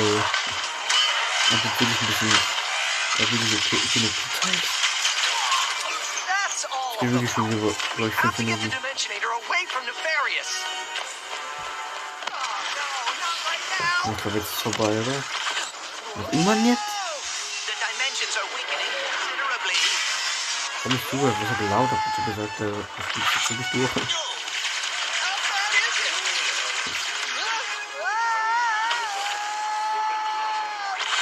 Halt noch eine halbe Stunde. Well, it is certainly not good. Ah, nee, stimmt. Doch, das ist gleich vorbei, weil wir machen ja die Aftershow da. Das gibt noch so eine Aftershow. Oder? Keine Ahnung,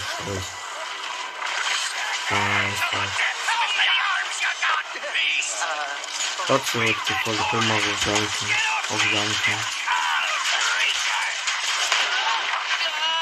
Schaut die Pokémon Folge. Bei Basti. Mein Spaß bei mir.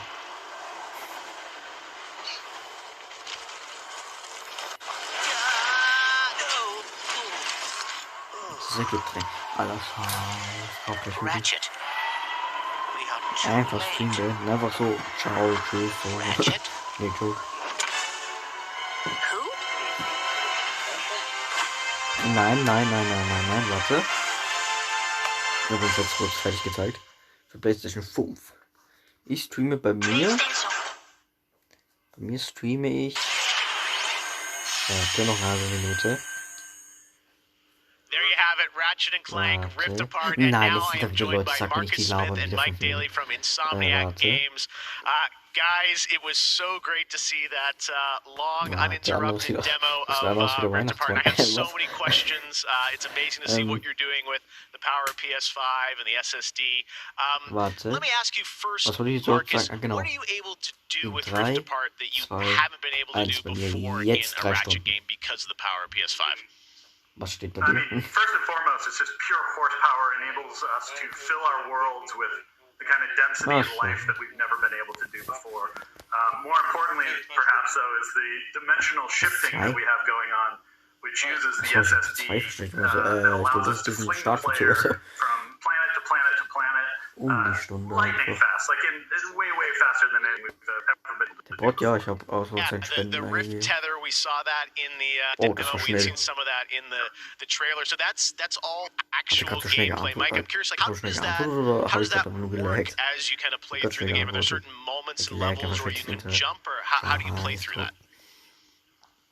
Yeah, so Gut, schreiben einfach mal in die Kommentare. Damage spread throughout the galaxy that Ratchet and Clank have to find a way to fix. And you can find these weak points in space-time that you can pull to you with your Rift Tether. It's like being able to lasso a portal. And that enables you to basically like warp across the world to find new places to discover or gain a tactical advantage in combat. Wow, yeah, I gotta say, like when you see that and you imagine the jumping from multiple worlds at instantaneously almost, and it sounds like there's no load screens throughout the entire game. Weiß es ja nicht. That's right. We're going. That's right. Also wenn das ein Terraria-Girl davon träumte. Also man kann Terraria schon draußen, ist doch schon ein scheiß altes Spiel. Da lebte Basti nicht neu. Achso. Also Lia lebte da nicht mehr einfach. Ihr müsst wissen, Elias 29. Jetzt wissen Basti ist 33. Ihr müsst wissen, ich bin 4. It feels like it was made for Ratchet and Clank just because the haptics give us a whole new layer for the weapons to express themselves. Ich kenne zwar Ratchet and Clank, also vom Namen her, aber das ist halt wie mit Jack and Dexter, man kennt es, aber also bei mir, ich kenne Jack and Dexter, aber interessiert mich nicht dafür. The haptics are expressive enough that every weapon feels different and you can tell what you're holding. But of course, the adaptive trigger like takes that to a functional level where, in addition to the trigger pull feeling unique, we can actually use that as a super intuitive way to add alternate functions to the weapons. So, for example, in the demo, we've got the Enforcer, which is a double-barreled shotgun. You can pull the trigger part of the way down until you hit resistance to fire a single barrel, and then whenever you feel like it's the right time, pull it the rest of the way for a double shot. So you might be swarmed by a bunch of little enemies. You only want to waste one shot up, and then wait a minute for even more to swarm in before finishing them off. But a big guy, you probably want to just give both barrels to right away. So there's a nice intuitive way of basically raising the skill ceiling and giving you more ways to play better. Wow, no, I'm excited to see how you guys are going to roll that out across what I'm sure are an insane, group of weapons as always. Plot-wise, Marcus, tell us a bit about this game. I think some fans have wondered, does this tie into the movie plot line, the game plot line? Like, tell us in the Ratchet-verse where this sits. So reich. Also ich habe ein Hacking-Modul, ich habe eine Switch, ich habe ein DS, ich habe ein 3DS, ich habe eine PS2. Ich hatte mal eine Xbox One. Der war ein Bruder mitgenommen. Also die gehört nicht wirklich mehr. Ja, was? Das ist so ein reicher Mensch, wirklich.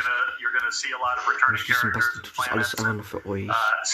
Für euch hat er das gekauft und hat bisher 0 Videos gemacht. Yeah, no, this Rift Tether thing I think looks really exciting. And how often, like, is that something we saw in the demo? Is that something you're going to see, like, frequently in the game? Are there special moments? Like, I guess I'm curious, like, how often you use that technique for gameplay.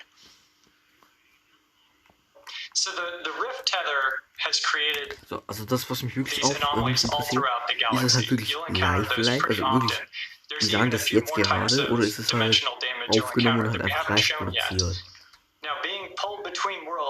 Wenn ihr versteht, was ich meine. Würde mich interessieren. Nimm mal das Dritte. Ich will danach machen. When the dimensional damage really tears wide open.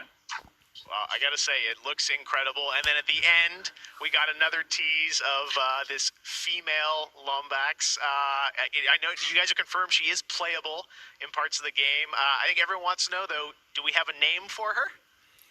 I mean, the world is more interesting with mysteries, and we're going to have to keep this one a little longer.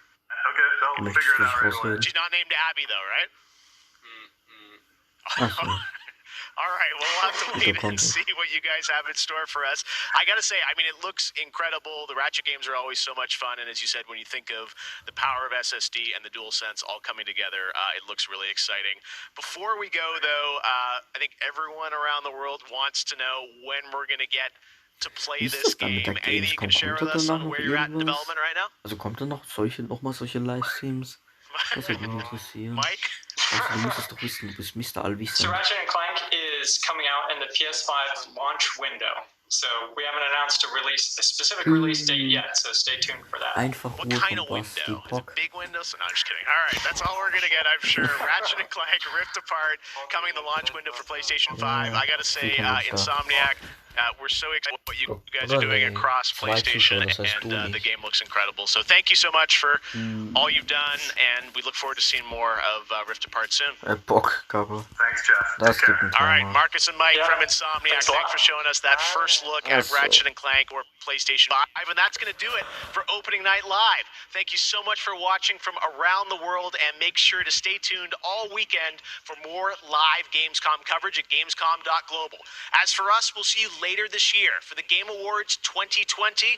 Our team is hard at work to build a very special live show for you coming in December. We'll see you then. Good night. Noch eine Special Live Show kommt im Dezember? Okay. Was wollte ich von mir langsam? Hä? Es ist vorbei. Thank you for joining us auf der Opening Night Live. Gut, ist vorbei. Easy. Ich schreibe noch mal in dem Chat. Welcome to the Gamescom Opening Night Live Post Show. I'm your host Damon Hatfield. Before we get started, jetzt ist halt diese Pre-Show, diese Late-Kack-Show. Also, Basti, wie würdest du diese Sache bewerten, obwohl du eben, glaube ich, 10% von dieser ganzen Show gesehen hast? Twitter and Instagram. Joining me now to discuss everything that was revealed during Opening Night Live. Also, mein Fazit. And from Webedia, Sebastian es war halt so. Michael Obermeyer joining us from thousands of miles away in Germany. Es war halt, What a time to be alive. Lady es war halt so okay. Thank you for joining me today. Es war halt ja, es war halt, es ging so von so einem Steigerungsbalken, wenn er hochgeht, ist gut, wenn er runtergeht, ist scheiße, und wenn er mittel ist, ist okay. Es hat immer hoch, es ist halt immer gerade geblieben, war es mal unten, es ist ein bisschen wieder hochgegangen, es war eigentlich permanent okay. Ich weiß nicht, ob das morgen oder was weiß ich, wann irgendwas kommt. Also er hat gesagt, irgendwas schaut noch im Dezember, ja, vielleicht das Corona eh wieder weg. Da gibt es ein Covid-20. I'm actually very excited. I've never played a Ratchet & Clank game. It's never really super appealed to me, but the sheer impressive animations and the particles and just like the overall presentation of this game really has me drawn in. I think this is the game that looks like, wow, this is the next generation of games. Like, this is what they're going to look like, and there's the potential here that is super exciting. I think especially, again, I touched on the animations, but if you really pay attention throughout this entire gameplay... Also, Highlight... Ja, das ist das Problem. Little Nightmare 2. Das ist traurig, dass es halt nicht Fall Guys. Was gab's hier noch so? Was halt ultra Bock gemacht hat. So wie ich mir dachte, Alter, Digga, ne? Das gab's halt nicht. Das ist halt so komisch. Das gab's ja selbst im Partnershow. Das war halt alles okay. Außer in Star Wars. Der Livestream ging 4 Stunden, was? Ja. Erstens, da geht es noch ein bisschen, und zweitens, davor war ja dieses, der Stream startet in einer Stunde oder so. Es war halt, ich hätte mich schon mehr erwartet, wenn ich echt bin. Oh, mein Gott. Gesundheit.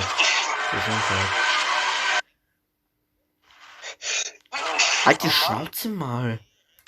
Mein Gott. Oh, toll. Was hast du denn Polen? Was willst du? Hey. So funny. Wieso? Ich hab gelacht. More advice about video games in 2020 than. Gab's ja wirklich eigentlich. Also, ich habe mir das richtig krasses Let's Go. Das richtig krasses erwartet. Na gut. Aus. Boah, das ist das perfekte Thumbnail. Einfach dieser Blick von dieser Toaster da. Halt mal die Gesundheit. Schaust du gerade einen Stream? Mhm. Alter, wie findest du diesen Blick? Das ist meine Lehrerin, wenn sie erfährt, dass ich so schlecht in der Schule bin. Könnt ihr alles screenshotten und einen Spruch drüber packen. Morgen wieder Schule, gar kein Bock. Und ja. Gut. Dann hoffe ich, euch hat es gefallen. Mehr oder weniger. Ich glaube, Elia hat nur das mit Minecraft gefallen. Wir hören uns nächster Livestream. Keine Ahnung, morgen auf jeden Fall nicht.